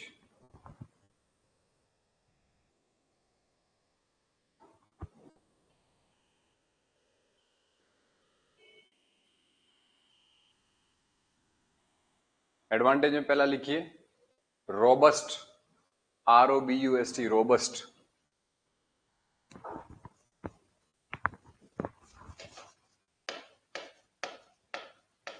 robust. दूसरा लिखिए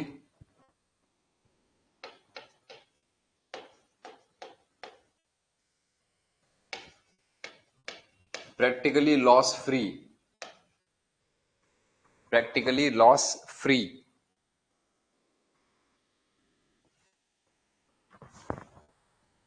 प्रैक्टिकली लॉस फ्री। तीसरा no maintenance.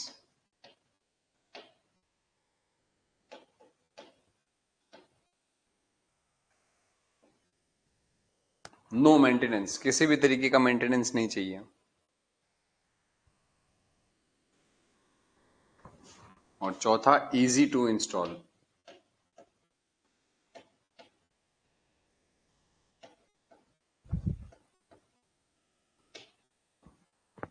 Easy to install. Easy to install.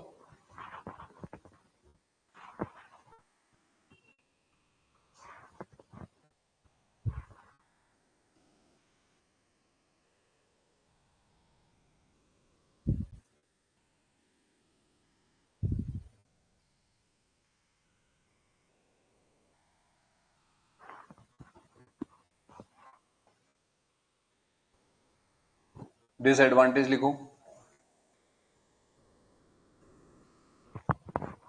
Disadvantage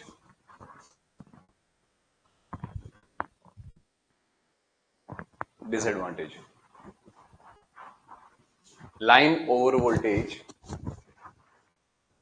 line over voltage during no load और light load conditions. Line over voltage during no load और लाइट लोड कंडीशंस।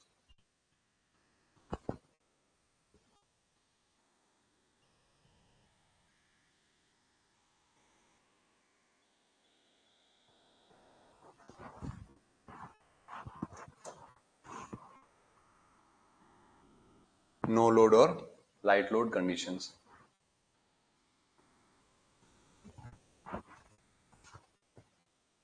अब लिखो removal of समस्या।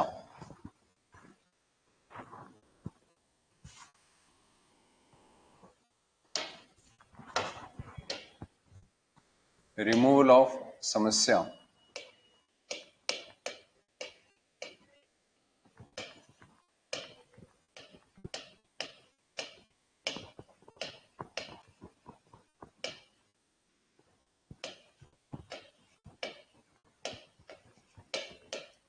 Removal of समस्या। देखो समस्या क्या है? समस्या ये है कि भैया तुमने ट्रांसमिशन लाइन के रिसीविंग एंड पर क्या जोड़ा? कैपेसिटर। क्या करने के लिए? रिसीविंग एंड पर सर हमने कैपेसिटर जोड़ा पावर फैक्टर को इंप्रूव करने के लिए। अच्छा, अब यहां से दो तीन बातें मैं बता देता हूं जो आज के बाद जीवन भर याद रखनी है। भूल गए तो इतने डिजिटल मुक्के मारूंगा कि तुम्हारी स्क्रीन जो है ना मुक्के खा खा के फूट जाएगी खुद से ही। और वरना तुम लोग जब कोर्स लेते हो तो तुम अपनी डिटेल्स भी डालते हो, तुम्हारी सारी डिटेल्स यहां पर अवेलेबल है। मैं गुंडे भिजवा करके पिटवाऊंगा। तो ध्यान से सुनना जो मैं बता रहा हूं। अब सुन रहे हो सब लोग ध्यान से? हाँ या ना? ठीक, मान लेता हूं सुन रहे हो। तो अपन क्या कर रहे हैं, पावर फैक्टर इंप्रूव करने के लिए कैपेसिटर लगा रहे हैं रिसीविंग एंड पर। तो पहली बात तो ये कि ये कैपेसिटर लगाने से हुआ क्या। तो ये जो चीजें अभी तक तुमने पढ़ी है इससे अलग मैं बता रहा हूं कुछ। जो आपने कैपेसिटर शंट में जोड़ा है इसको कहते हैं शंट कंपनसेशन। हिंदी में कहते हैं क्षतिपूरण। शंट कंपनसेशन यानी शंट क्षतिपूरण। अब ये जो शंट में कंपनसेशन आपने किया है, तो कंपनसेशन का मतलब सर क्षतिपूरण होता है। तो लाइन में किस चीज का नुकसान हुआ है, कौन सी ऐसी क्षति हुई है जिसकी पूर्ति के लिए कैपेसिटर लगाया? लाइन में वोल्टेज की क्षति हुई है। वोल्टेज की क्षति कैसे हुई? जब लाइन में पावर फैक्टर पुअर था तो करंट ज्यादा थी, और पावर फैक्टर के पुअर होने से जब करंट का मान बढ़ गया तो करंट के मान के बढ़ने से आईआर ड्रॉप भी क्या कर गए, बढ़ गए। यहां पर लाइन में होने वाले वोल्टेज ड्रॉप अगर बढ़ गए तो रिसीविंग एंड पर जो वोल्टेज था वो घट गया, तो लाइन का वोल्टेज बेकार हो गया। तो जब पूछा जाए कि पावर फैक्टर शंट कंपनसेशन क्यों लगाते हैं, तो जवाब ये देना है कि वोल्टेज की प्रोफाइल को इंप्रूव करने के लिए लगाते हैं। वोल्टेज प्रोफाइल कैसे इंप्रूव होगी सर? देखो, तुम्हारा इंडक्टर बहुत ज्यादा हाई था तो उसने रिएक्टिव पावर ज्यादा मांगी। रिएक्टिव पावर ज्यादा मांगी तो उससे cos फाई घट गया क्योंकि करंट लैग करेगा। cos फाई घट गया तो करंट का मान बढ़ गया। करंट का मान बढ़ने से आपका आईआर ड्रॉप बढ़ गया। आईआर ड्रॉप के बढ़ने से हमने लगाया शंट कैपेसिटर।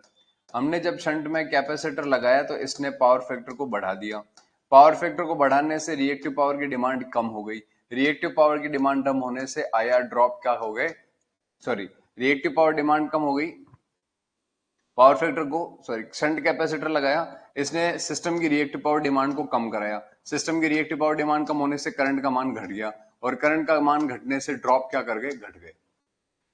तो इसका मतलब रिएक्टिव पावर डिमांड के बढ़ने से, समझो जरा ध्यान से, कायदे से समझना एकदम। इसका मतलब रिएक्टिव पावर डिमांड के बढ़ने से ड्रॉप बढ़ते हैं, और रिएक्टिव पावर डिमांड के घटने से ड्रॉप क्या करते हैं, घटते हैं। अरे सर ये तो क्लियर कट रिलेशन आ रहा है, बिल्कुल क्लियर कट रिलेशन आ रहा है। वोल्टेज ड्रॉप सिस्टम में जो होते हैं वो रिएक्टिव पावर के प्रोपोर्शनल होते हैं।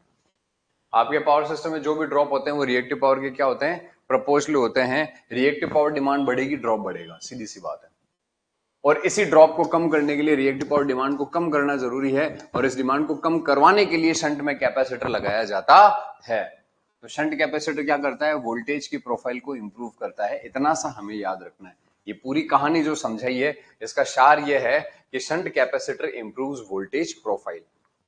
कैसे? करंट कम करेगा, ड्रॉप कम कर देगा, इतना ही याद रखें।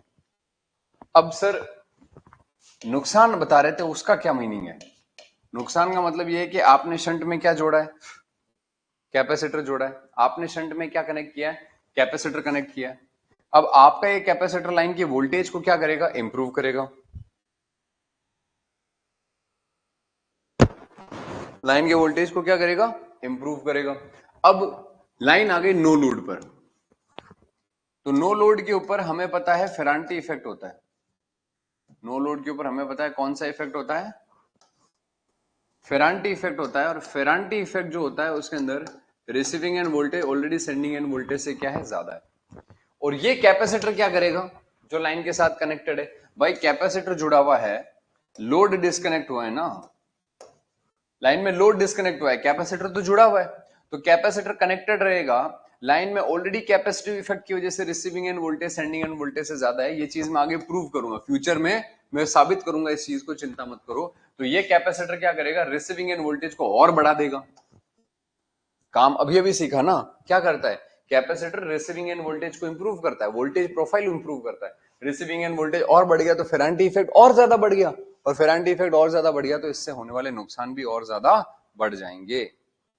इसीलिए अपन ने लिखा है डिसएडवांटेज में line over voltage during no load और लाइट लोड कंडीशन।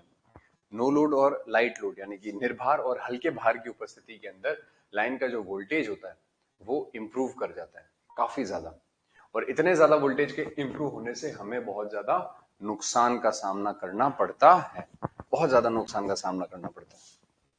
तो क्या करें, उस नुकसान से कैसे बचें? तो उस नुकसान से बचने के लिए हमें इस कैपेसिटर को नो लोड ट्रांसमिशन लाइन से हटाना पड़ेगा। हटाने के लिए करें क्या? हम ये कहेंगे कि जब जरूरत है तब जोड़ो, जब जरूरत नहीं है तो मत जोड़ो। तो हमने इसके साथ में एक स्विच लगा दिया। स्विच का एग्जांपल SCR। तो जब जरूरत होगी तो हम इसको कनेक्ट करेंगे तो शॉर्ट सर्किट हो जाएगा, अब जब जरूरत नहीं है तो हम इसको कनेक्ट नहीं करेंगे तो ये ओपन सर्किट हो जाएगा। आगे बात समझ में? ये सुनो,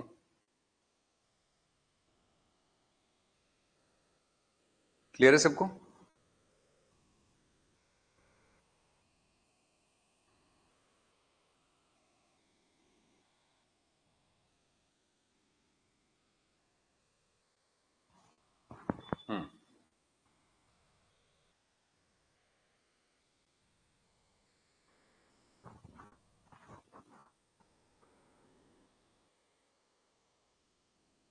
चलिए, तो समस्या का समाधान रिमूवल ऑफ समस्या में लिखिए, shunt capacitor is installed with shunt capacitor is installed with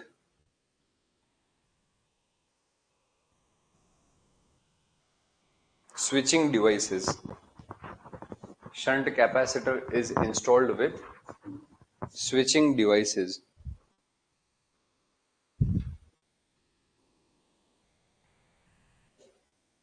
Shunt capacitor installed with switching devices.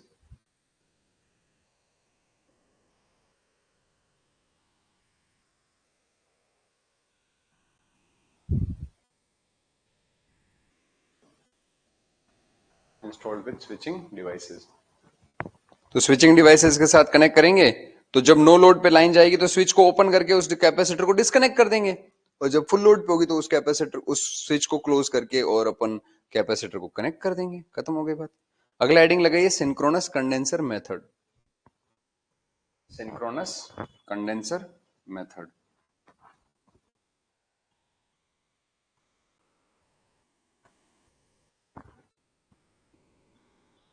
Synchronous condenser method.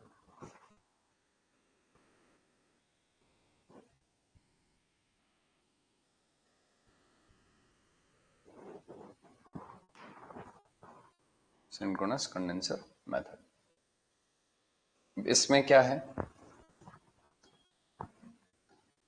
इसमें हमें ज्यादा दिमाग लगाने की जरूरत नहीं है इस मेथड में। क्यों? क्योंकि हम एक एप्लीकेशन का प्रयोग कर रहे हैं। सर हम किस एप्लीकेशन का प्रयोग कर रहे हैं, आप किसकी बात कर रहे हैं? देखो, सिंक्रोनस मोटर जो होती है, सर हमने तो वो पढ़ी नहीं, मशीन तो हमारा हुआ ही नहीं, तो हम ये टॉपिक कैसे समझेंगे? अरे सब्र तो करो भाई, सुन तो लो मेरी बात। जब भी मशीन में पढ़ोगे तो वही पढ़ोगे जो मैं अभी बताने जा रहा हूं। अच्छा ठीक है, बताओ बताओ। तो बात ऐसी है। कैसी है सर? अरे रुको तो सर, ही बता रहा हूं, तो रुक तो जाओ, सब्र तो करो। बात ऐसी है,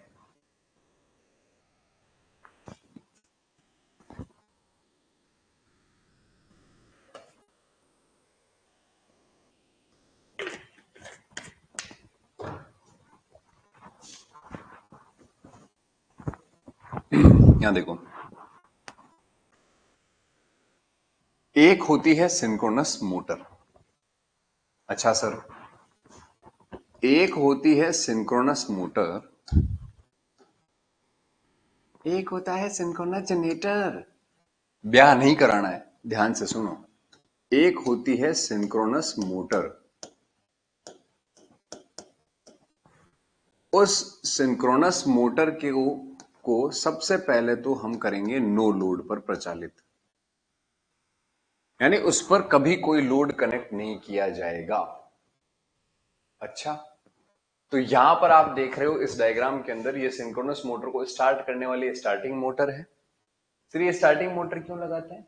अरे भाई, पोल को लॉक करने के लिए स्टार्टिंग के अंदर सिंक्रोनस मोटर को जो उसका सिंक्रोनस स्पीड है उस पर घुमाया जाता है, उससे स्टेटर और रोटर के जो मैग्नेटिक फील्ड हैं उसके पोल लॉक हो जाते हैं और फिर उसके बाद वो उसी स्पीड पे घूमती रहती है। तो इसका क्या मतलब है? समझ नहीं आया? समझ नहीं आया भाई, जब मशीन पढ़ोगे तब ये चीज समझ जाओगे। अब ये तो प्रिंसिपल है, तो उस चीज को तो मैं आप लोगों को यहाँ डिटेल में समझाऊंगा तो फिर तो मशीन ही हो गई ना वो तो पूरी। मैं आपको पावर सिस्टम के अंदर उतना समझाऊंगा मशीन का पार्ट जितना जरूरत है। ठीक है, ठीक है, ओके ओके। तो इस डायग्राम को तुम देखोगे तो ये है सिंक्रोनस मोटर। ये इसको स्टार्ट करने के लिए, सिंक्रोनस मोटर को शुरू शुरू में चालू करने के लिए एक स्टार्टिंग मोटर लगाते हैं जिसको पोनी मोटर भी कहते हैं, वो स्टार्टिंग मोटर है। और इस तरफ ये कहते हैं साइरो कूलर्स लगे हुए हैं। मतलब कूलर्स का मतलब ये इसको ठंडा रखने का काम कर रहा है, मोटर को ठंडा करने का काम कर रहा है। और इस कूलर को जो है वर्क करवाने के लिए कंप्रेसर लगाना पड़ता है, तो ये कंप्रेसर लगा है। ये प्रैक्टिकली कैसे दिखते हैं वो नीचे दिखाए हुए हैं और एनिमेशन वाला डायग्राम ऊपर दिखाया हुआ है। आप लोग इसको आराम से देख लीजिए, तसल्ली कर लीजिए। कहीं पर भी कोई मैकेनिकल लोड कनेक्टेड नहीं है, कोई भी मैकेनिकल लोड इसके साथ जुड़ा हुआ नहीं होता है। तो कैसे है कनेक्टेड? नो लोड पर कनेक्टेड। किस पर कनेक्टेड है? नो लोड पर कनेक्टेड है। ठीक है सर, अब क्या करें? नो लोड पर ये जो सिंक्रोनस मोटर कनेक्टेड होती है इसमें हम एक्साइटेशन जो देते हैं, सर एक्साइटेशन कहां देते हैं? अरे भाई याद करो, जो मैंने सिलेबस एक्सप्लेन किया था तब मैंने कहा था ये सिंक्रोनस मशीन में रोटर पर एन और एस पोल बनाते हैं, स्टेटर पर आर्मेचर वाइंडिंग होती है। तो इस एन और एस पोल को जो सप्लाई दी जाती है उसको एक्साइटेशन कहते हैं। हाँ हाँ हाँ, याद आ गया, याद आ गया। तो ये नो लोड पे सिंक्रोनस मोटर चलती है, इसमें हम ओवर एक्साइटेड कंडीशन पे चलाते हैं। सिंक्रोनस मोटर को दो तरीके की अवस्थाओं में चलाया जा सकता है, अंडर एक्साइटेड, ओवर एक्साइटेड। तो हम नो लोड पर इसे ओवर एक्साइट करेंगे। इससे क्या होगा? ओवर एक्साइट करने से यह होगा कि इसका जो पावर फैक्टर है, ओवर एक्साइटेड करने से यह होगा कि इसका जो पावर फैक्टर है वो लीडिंग हो जाएगा। ये कैसे? जब आप मशीन पढ़ेंगे तो आपको वहां पर पढ़ाया जाएगा with the help of phasor diagram कि एक्साइटेशन के चेंज करने से मशीन का पावर फैक्टर बदलता है। हम सिर्फ उस कंडीशन को यूज कर रहे हैं कि मशीन में जब आप वो चीज पढ़ते हैं तो हमने वहीं से एक कंडीशन उठा ली कि हम मोटर को नो लोड पर चलाएंगे, ओवर एक्साइटेड रखेंगे, उससे उसका पावर फैक्टर लीडिंग हो जाएगा। तो लीडिंग पावर फैक्टर अगर उसका हो गया तो ये synchronous motor leading power factor पे जब चलेगी तो लीडिंग पावर फैक्टर पे तो कैपेसिटर चलता है। तो इसका मतलब ये जो मोटर है अब मोटर ना होकर के क्या बन गई है? कैपेसिटर बन गई है।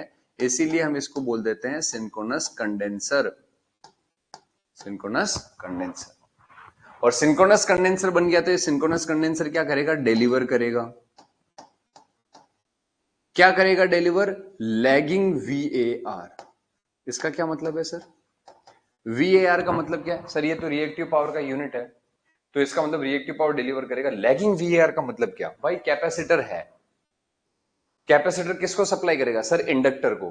तो इंडक्टर जो है वो उसका पावर फैक्टर क्या होता है? लैगिंग होता है। तो उसको जो रिएक्टिव पावर चाहिए उसका क्या नाम रखा? Lagging reactive power. अच्छा, तो इसका मतलब ये हुआ कि कैपेसिटर जो है वो लैगिंग रिएक्टिव पावर सप्लाई करेगा। किसको? मोटर को। किसको सप्लाई करेगा? सॉरी, मोटर को नहीं, लोड को। लैगिंग VAR जो है वो लोड को सप्लाई करेगा। तो सर एक बार मैं फिर से रिवाइज करा देता हूं, इसको ध्यान से सुनना। ये भारत के अंदर, भारत का नक्शा जो है, सब ले लिया अपन ने, अफगानिस्तान वगैरह सब। तो भारत के नक्शे के अंदर किसी भी जगह उंगली रखो, वो जिस राज्य पे लगी होगी उस राज्य के जेई के अंदर ये सवाल आया हुआ है। मतलब इतना फेमस सवाल है, यहां हर पॉइंट अपने आप में एक सवाल है जो आपसे पूछा जाएगा।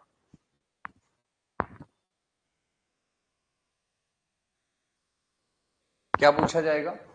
आपसे ये कहा जाएगा पावर फैक्टर को इंप्रूव करने के लिए सिंक्रोनस मोटर को किस पर चलाया जाता है? नो लोड पर। एक्साइटेशन कैसा दिया जाता है? Over excited. पावर फैक्टर कैसा हो जाता है, लीडिंग हो जाता है। क्या डिलीवर करता है, लैगिंग वीएआर डिलीवर करता है। खत्म हो गई बात, 4 सवाल हो गए। तो ये एक मशीन की कंडीशन है, उस कंडीशन का हमने प्रयोग कर लिया। जैसे अपन कोई भी डेरिवेशन करते हैं तो उसमें गणित की कोई फॉर्मूला आता है, या गणित का कोई, अपन कोई भी पावर सिस्टम में कोई डेरिवेशन कर रहे हैं, अब उसमें फॉर्मूला आ गया ए स्क्वायर प्लस बी स्क्वायर, या ए प्लस बी का होल स्क्वायर आ गया, तो अपन उसको रेफरेंस लेंगे ना कि भाई हम गणित में पढ़ते हैं ए प्लस बी का होल स्क्वायर ये होता है, तो इसको हम यहां अप्लाई कर रहे हैं। ठीक उसी प्रकार मशीन में आप ये पढ़ोगे, आप फेजर डायग्राम भी बनाओगे। मशीन के अंदर आप सिंक्रोनस मशीन में एक्साइटेशन को बदल करके फेजर बनाओगे कि ओवर एक्साइटेड में फेजर डायग्राम कैसा है, अंडर एक्साइटेड में फेजर डायग्राम कैसा है। वहां पर आपको दिखाया जाएगा कि देखो इस ओवर एक्साइटेड में पावर फैक्टर ऐसा हो गया, अंडर एक्साइटेड में ऐसा हो गया। उस कंडीशन को हमने यूज कर लिया कि synchronous motor no load over excited में चलते हुए लीडिंग पावर फैक्टर पे वर्क करेगी। लीडिंग पावर फैक्टर को कैपेसिटर बन गई तो इसका नाम सिंक्रोनस कंडेंसर लग दिया, और ये रिएक्टिव पावर क्या करेगा, डिलीवर करेगा। कौन सा रिएक्टिव पावर, लैगिंग वीएआर। दूसरा कितना डिलीवर करेगा, तो इसका फॉर्मूला है P10 φ1 minus P plus PS10 φ2। Formula तो देखा देखा सा लग रहा है, देखा देखा क्या, वही फॉर्मूला है।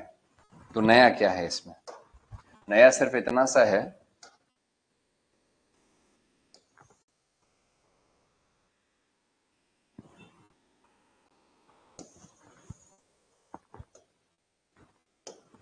नया सिर्फ इतना सा है कि पहले रिएक्टिव पावर जो थी, जब पावर फैक्टर इंप्रूव किया था, तो पहले इसमें और इसमें एक्टिव पावर सेम थी। पहले यहां और यहां एक्टिव पावर सेम थी, देखो आपने खुद ने बताया क्यों, क्योंकि यहां पे रेजिस्टेंस आ रहे और यहां भी आ रहे। पर इस बार यहां पावर फैक्टर इंप्रूव करने के लिए कैपेसिटर नहीं मोटर लगाई है, तो कैपेसिटर तो एक्टिव पावर खाता नहीं है, तो पहले भी एक्टिव पावर पी थी, पहले भी एक्टिव पावर पी थी, बाद में भी पी थी, कुछ भी चेंज नहीं हुआ। पर इस बार आप लोग पावर फैक्टर इंप्रूव करने के लिए यहां मोटर लगाएंगे, तो मोटर एक्टिव पावर भी तो खाएगा, मोटर की वाइंडिंग है, रेजिस्टेंस से पावर लॉस करेगा। तो पहले एक्टिव पावर पी होगी, और दूसरे केस में एक्टिव पावर पी लोड की एक्टिव पावर के साथ साथ सिंक्रोनस मोटर की एक्टिव पावर ऐड हो जाएगी। तो पहले तो केवल लोड की एक्टिव पावर पी थी, अब लोड के साथ में सिंक्रोनस मोटर की एक्टिव पावर ऐड हो गई, तो फॉर्मूला हो गया P plus P S. Lagging VAR क्यों समझ नहीं आया, देखो एक इंडक्टर होता है, एक इंडक्टर होता है, उसका पावर फैक्टर कैसा होता है सर, लैगिंग होता है। तो ये जो रिएक्टिव पावर लेगा Q, उसके पीछे क्या लिख दिया, लैगिंग लिख दिया, ताकि हम ये पहचान सके कि ये इंडक्टर का रिएक्टिव पावर है।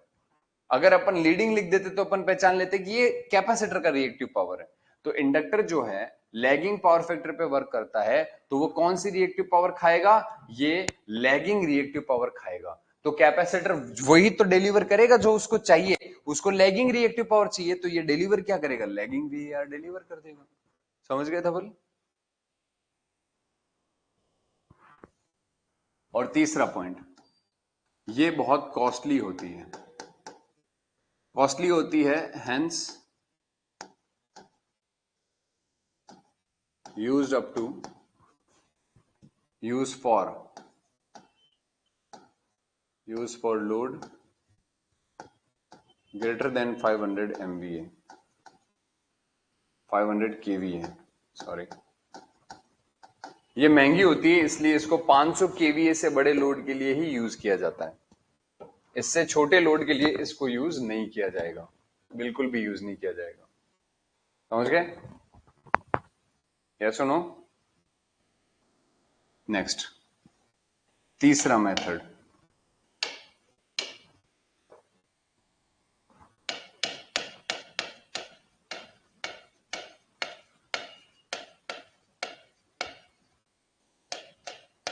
Phase advancer.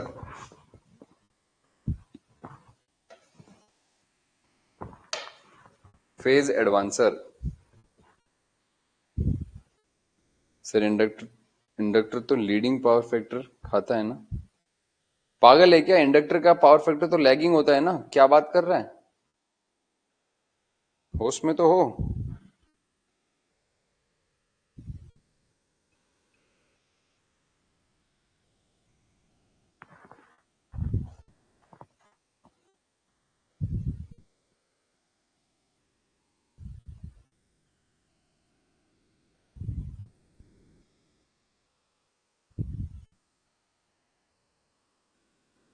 लेता तो लीडिंग है, लीडिंग कैपेसिटर लेगा, इंडक्टर लैगिंग लेगा। पुराने कंसेप्ट को अगर याद है तो भुला दो, ज्यादा बेहतर है। A little knowledge is always dangerous. तो आधा अधूरा कुछ याद है तो उसको छोड़ दो हमेशा के लिए, और जो मैं बता रहा हूं उससे नाता जोड़ लो हमेशा के लिए। हम्म। ये कॉपी कर लिया हो तो फिर मैं अगला हेडिंग लिखवाऊं, फेज एडवांसर लिखाऊं क्या, इसको समझाना चालू करूं? क्लियर है? फिर अपन एक न्यूमेरिकल भी करेंगे, क्योंकि ये ऐसा टॉपिक है जिस पर न्यूमेरिकल करना जरूरी है। सेकंड टेंशन पे भी अपन ने प्रैक्टिस के लिए एक न्यूमेरिकल किया था, इस पर भी अपन प्रैक्टिस के लिए एक न्यूमेरिकल करेंगे।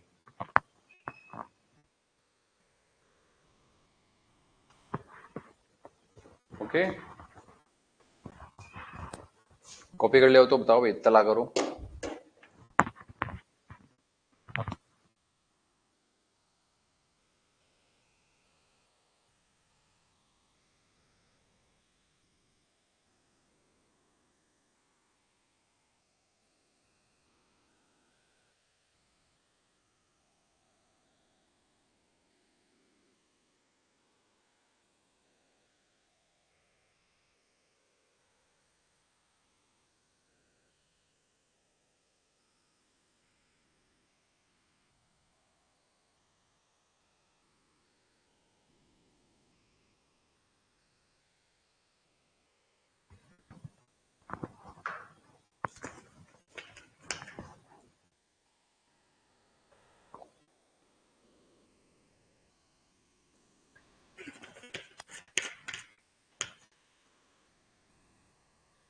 हेलो हेलो,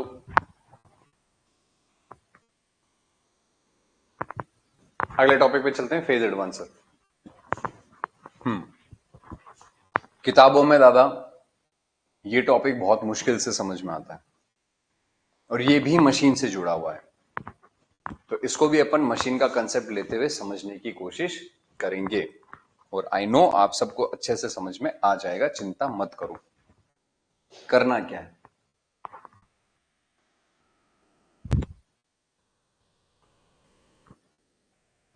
ये एक स्टेटर है और ये एक रोटर है। इनफैक्ट ये एक इंडक्शन मोटर है, ठीक है।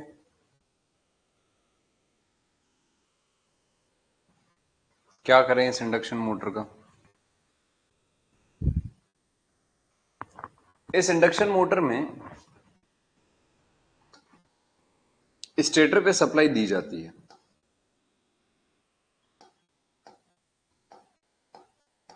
Three phase. Three phase supply जो दी जाती है, जैसे फाइव बराबर five M sine omega T है, तो जो five R five Y five B तीन अलग अलग फेज हैं, तो तीनों का जो फ्लक्स है वो साइन ओमेगा टी प्लस 120 और ओमेगा टी माइनस 120 होगा। तीन अलग अलग तरीके का फ्लक्स होता है, क्योंकि करंट एक दूसरे से 120 डिग्री पर विस्थापित होती है, तो उनसे पैदा होने वाला फ्लक्स भी एक दूसरे से 120 डिग्री पर क्या होगा, विस्थापित होगा। तो इसका क्या लेना पड़ेगा, रिजल्टेंट लेना पड़ेगा। तो इसका रिजल्टेंट लिया, इसका जो रिजल्टेंट होता है वो पाई आर जो होता है वो होता है 1.55 एम, और इसकी जब डायरेक्शन चेक की जाती है, भाई ये तो मैग्नीट्यूड हुआ, कोण अगर इसका देखा जाए तो इसका एंगल जो है वो हर थोड़ी देर में अपनी पोजीशन को क्या करता है, चेंज करता है। रिजल्टेंट फ्लक्स अपनी दिशा को हर थोड़ी देर में चेंज करता है।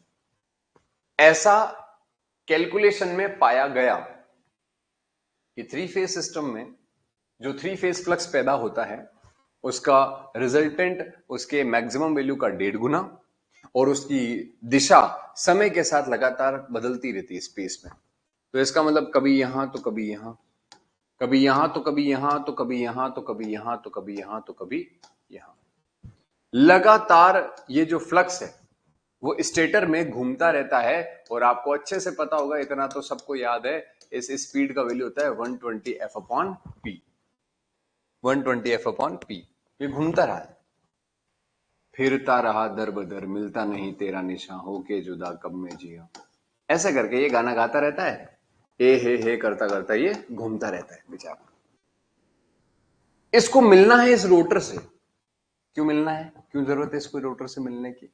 अबे मोटर है तो मोटर का रोटर नहीं घूमेगा तो फिर करेगा क्या मोटर का? मोटर का मतलब ही यही है कि उसका रोटर घूमना चाहिए। अच्छा ठीक है, तो रोटर को घुमाना है, तो रोटर को घुमाने के लिए इस फ्लक्स को, इस मैग्नेटिक फील्ड को स्टेटर से रोटर तक पहुंचना पड़ता है। अब यहां कौन है बीच में? एयर। अब एयर में क्या होता है? एयर में होता है रिलक्टेंस। है ये क्या है? एयर में होता है रिलक्टेंस। जैसे विद्युत धारा के रास्ते में प्रतिरोध होता है जो रुकावट पैदा करता है, ठीक उसी प्रकार चुंबकीय फ्लक्स के रास्ते में रिलक्टेंस होता है जो फ्लक्स के रास्ते में अवरोध पैदा करता है। ठीक है, समझ गए? तो एयर में रिलक्टेंस जो है वो हाई होता है। आप ट्रांसफॉर्मर पढ़ते हैं, ट्रांसफॉर्मर में प्राइमरी से सेकेंडरी साइड में फ्लक्स को भेजने के लिए आयरन की कोर का प्रयोग करते हैं। किसका प्रयोग करते हैं? आयरन का। क्यों? क्योंकि उसका रिलक्टेंस कम होता है। आयरन की कोर का रिलक्टेंस क्या होता है? कम होता है, तो आराम से फ्लक्स ट्रांसफर हो जाता है। ये प्राइमरी स्टेटर है और ये सेकेंडरी रोटर है, और ये आयरन की कोर यहां पर हवा के रूप में काम कर रही है। यहां आयरन है, यहां हवा है।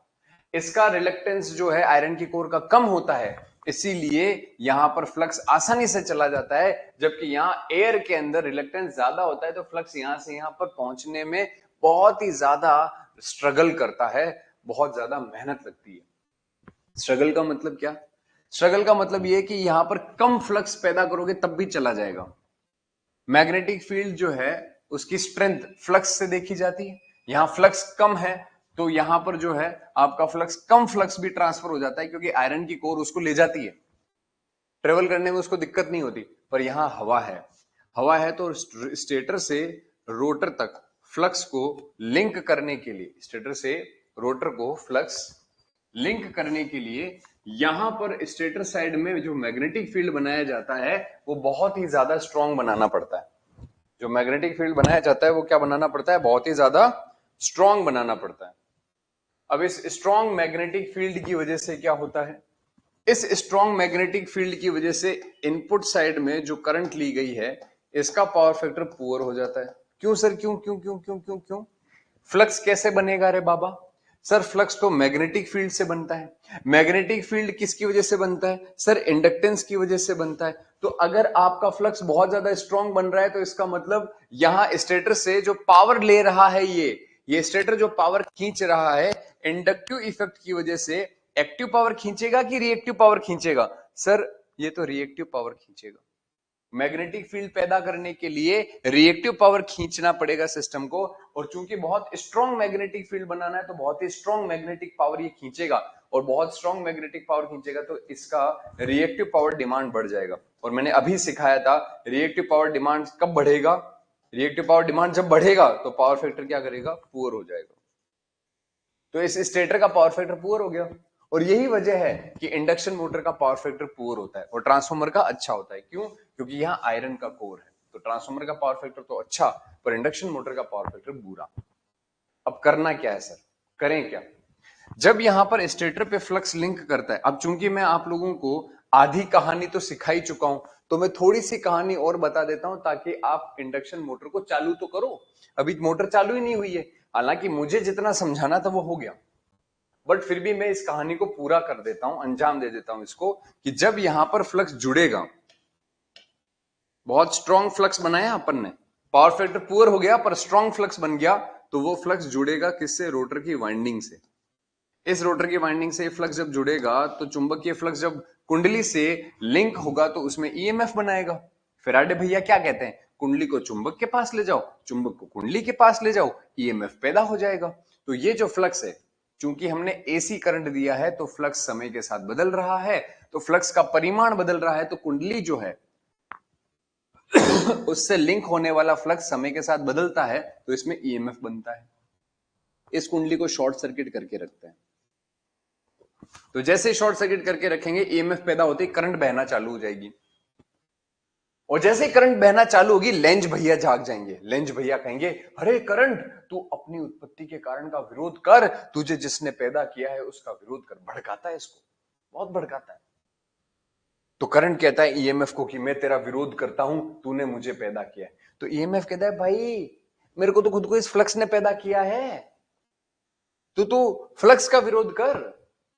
जैसे ये करंट फ्लक्स को कहता है हे फ्लक्स मैं तेरा विरोध करूंगा, तो फ्लक्स करेगा ए भाई मैं, मेरे वजह से जो है वो जो ईएमएफ पैदा हो रहा है वो फ्लक्स की वजह से नहीं, फ्लक्स के समय के साथ बदलने की वजह से पैदा हो रहा है। फैराडे भैया ने कहा है। और फ्लक्स समय के साथ कैसे बदल रहा है, देखो अपनी पोजीशन क्या कर रहा है, फ्लक्स चेंज कर रहा है, समय के साथ ही अपने पोजीशन को क्या कर रहा है, चेंज करते चले जा रहा है। तो कुंडली है स्थिर और फ्लक्स घूम रहा है, तो कुंडली और फ्लक्स के बीच में क्या है, सापेक्ष गति है। और फैराडे भैया ने कहा कि जब तक कुंडली और फ्लक्स के बीच, कुंडली और चुंबक, यहां पर फ्लक्स को चुंबक बोल दो, कुंडली और चुंबक के बीच जब तक सापेक्ष गति रहेगी, जब तक सापेक्ष गति रहेगी कुंडली में ईएमएफ पैदा होता रहेगा।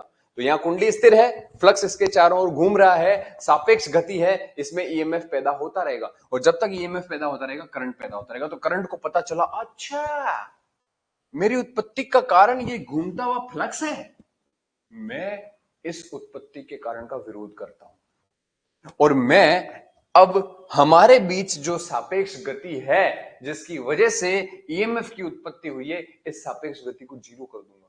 अगर सापेक्ष गति जीरो हो गई तो फ्लक्स जीरो हो जाएगा, सॉरी सापेक्ष गति जीरो हो गई तो ईएमएफ क्या होगा, जीरो हो जाएगा। तो ये रोटर क्या करता है, चल दिया, रोटर स्टेटर के पीछे चल दिया, समझ रहे हो।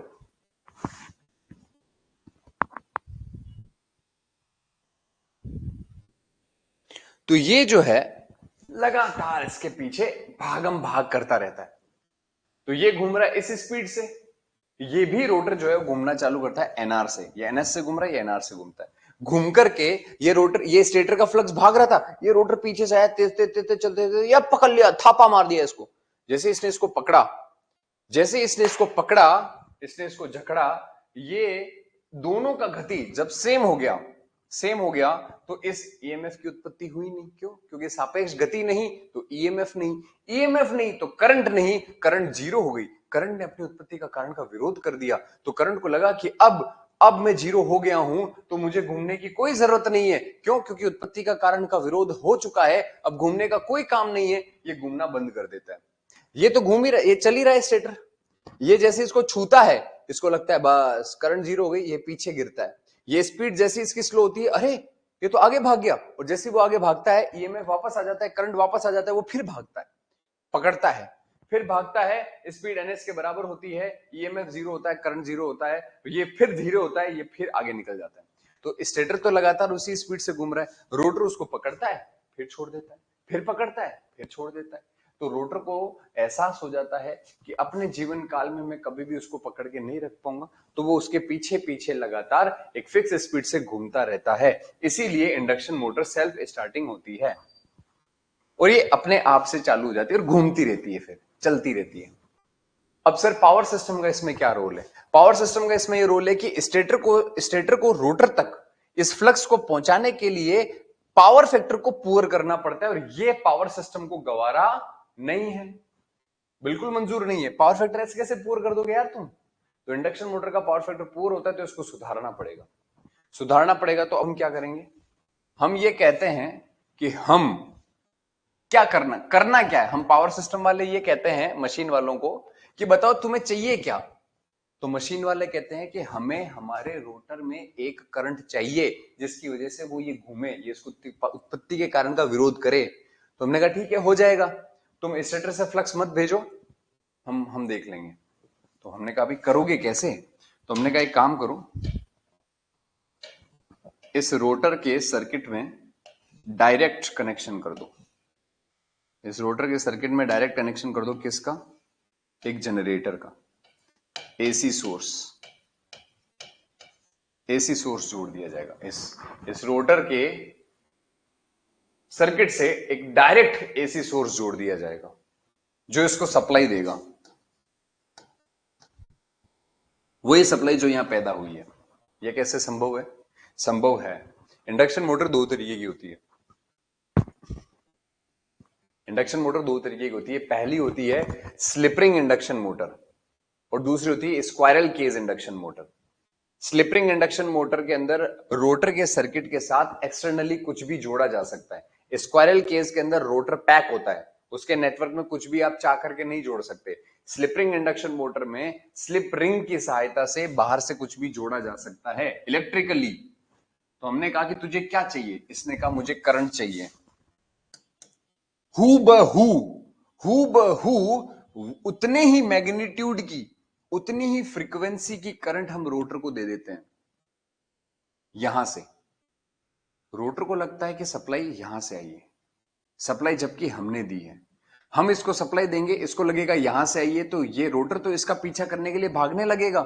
और असल में स्टेटर ने वो सप्लाई इसको दी ही नहीं है, तो ये पावर फैक्टर उसको पुअर करने की जरूरत नहीं है। ये पावर फैक्टर खुद ब खुद क्या करेगा? इंप्रूव हो जाएगा, क्योंकि अब इस स्टेटर को यहां से, अब उस स्टेटर को यहां से मैग्नेटिक फ्लक्स स्ट्रॉन्ग बनाने की जरूरत नहीं है। यहां से इसको पावर को खींचने की जरूरत नहीं है। क्यों? क्योंकि हम दे रहे हैं इसको जो इसको चाहिए वो हम दे रहे हैं। तो इसको यहां से, इसको इतना हाई फ्लक्स यहां से जनरेट करके देने की जरूरत नहीं है। और जगह ये इतना हाई फ्लक्स जनरेट नहीं करेगा तो इसका पावर फैक्टर क्या रहेगा? अच्छा, क्योंकि रिएक्टिव पावर डिमांड घट गई तो पावर फैक्टर बढ़ गया।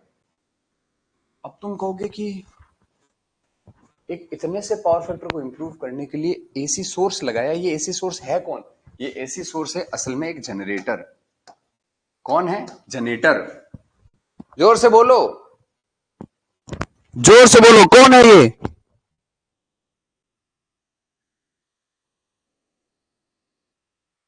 बिल्कुल सानू भाई।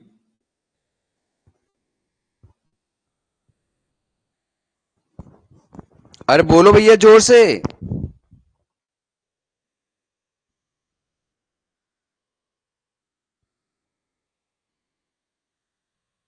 गुड नाइट बोल रहे हो रामायण?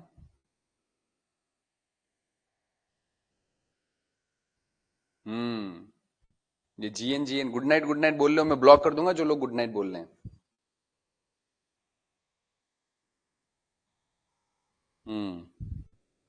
जनरेटर बोलो। हाँ, देखो बात ऐसी है कि 3 साल के कॉलेज के अंदर जो लोग नए हैं, 3 साल के कॉलेज के अंदर तो आप लोगों ने कुछ खास किया नहीं। अब क्या है कि अचानक से जब तुम्हें असली इलेक्ट्रिकल इंजीनियरिंग दिखने को मिल रही है कि अरे यार इतना कुछ है क्या, तो चीजें पचने में समय लगता है। एक तो तुम भूखे रहते हो सुबह से शाम, और अचानक से एक दिन 56 भोग रख दिया जाए तो पेट को भी तो सेट करना पड़ता है, पहले मनाना पड़ता है, भाई ये खा सकता है तू, yes you can do it. वही बात यहां पर है कि एक साथ जब इतने सारे कंसेप्ट एक साथ देखने को मिले और वो समझ में भी आ रहे हो, सबसे बड़ी बात यह है कि इतने भारी कंसेप्ट होने के बावजूद भी वो समझ में आ गए, तो अपने ऊपर विश्वास ही नहीं होता अपन को। अरे यार ये मुझे समझ कैसे आ रहा है, ये इतना आसान कैसे है? समझ में आ रहा है कि नहीं आ रहा है?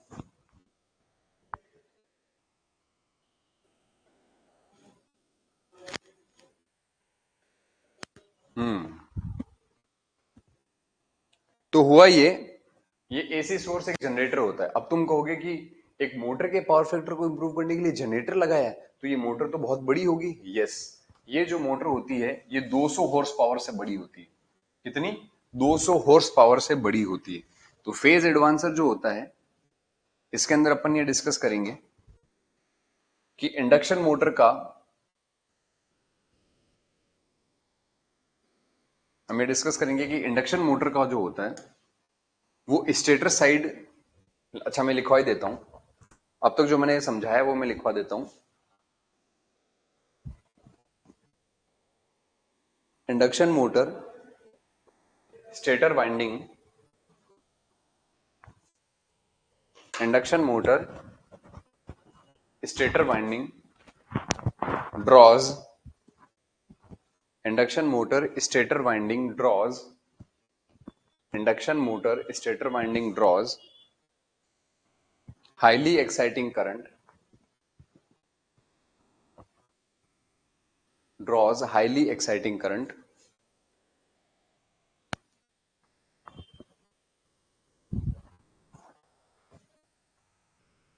hence the stator side power factor becomes poor.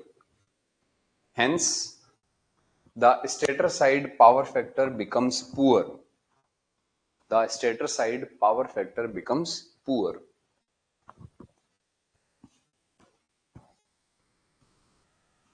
Stator side power factor becomes poor. Second point.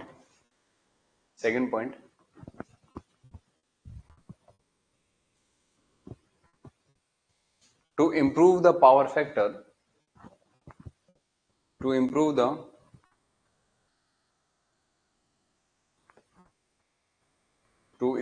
power factor, an AC source is connected to the to improve the power factor, an AC source is connected to the rotor circuit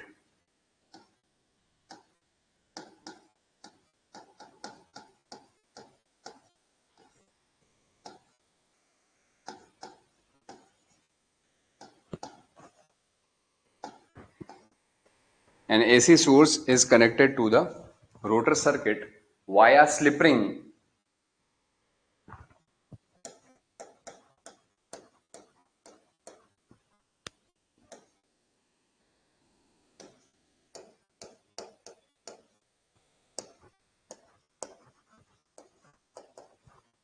AC source connected to the rotor circuit via slip ring and delivers and delivers and delivers delivers and delivers supply at slip frequency.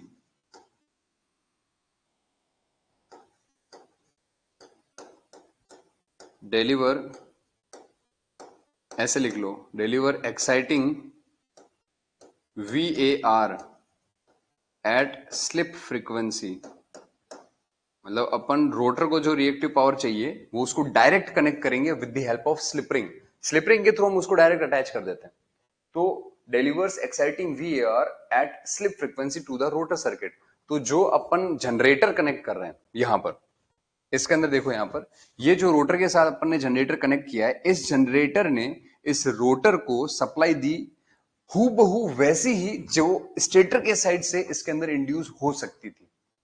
तो इस वजह से हमने यहां पर ये लिखा है, delivers exciting VAR at slip frequency, hence stator side power factor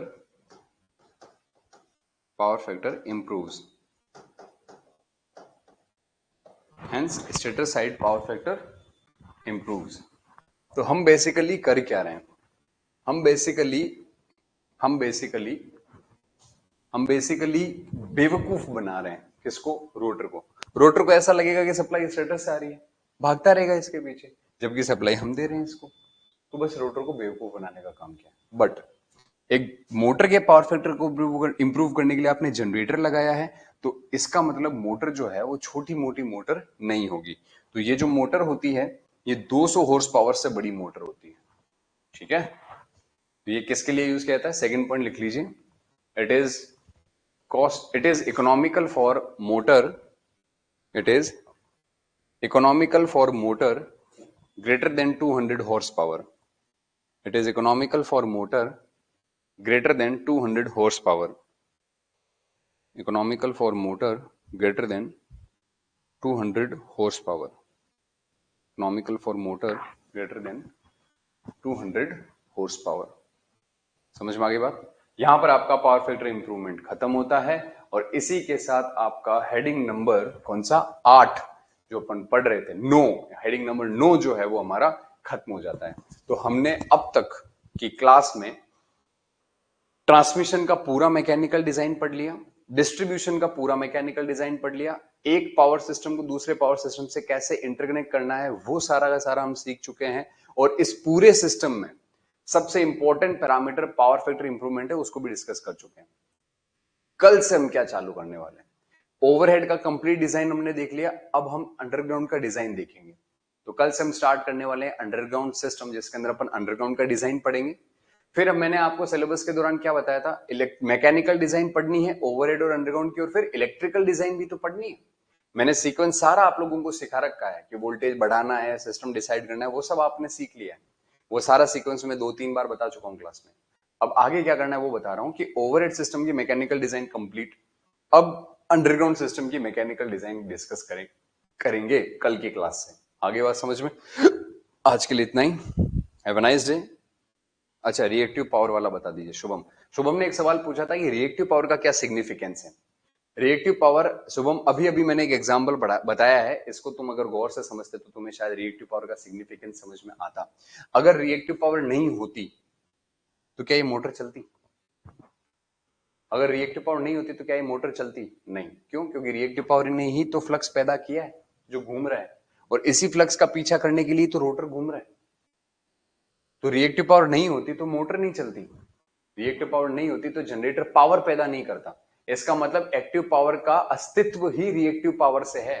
magnetic field बनेगा ही नहीं तो पावर बनेगी कैसे? मैकेनिकल से इलेक्ट्रिकल पावर बनेगी कैसे? समझ पा रहे हो इस बात को? तो इसका मतलब ये हुआ कि रिएक्टिव पावर जो है वो असल में वो पावर है जो एक्टिव पावर को सिस्टम में कंज्यूम होने में मदद करती है। रिएक्टिव पावर का अत्यधिक होना हमारे लिए हानिकारक है, पर रिएक्टिव पावर का होना हमारे लिए जरूरी है, क्योंकि उसके बगैर इस प्रकार की युक्तियां चलेंगी ही नहीं। ऐप में नेम चेंज नहीं होता है क्या? ऐप में यार मुझे आइडिया नहीं है, आप एक बार देख लेना एडिट में जाकर के कहीं चेंज होता होगा तो। ठीक है, आज के लिए इतना ही। Have a nice day. Good night everyone. Bye bye.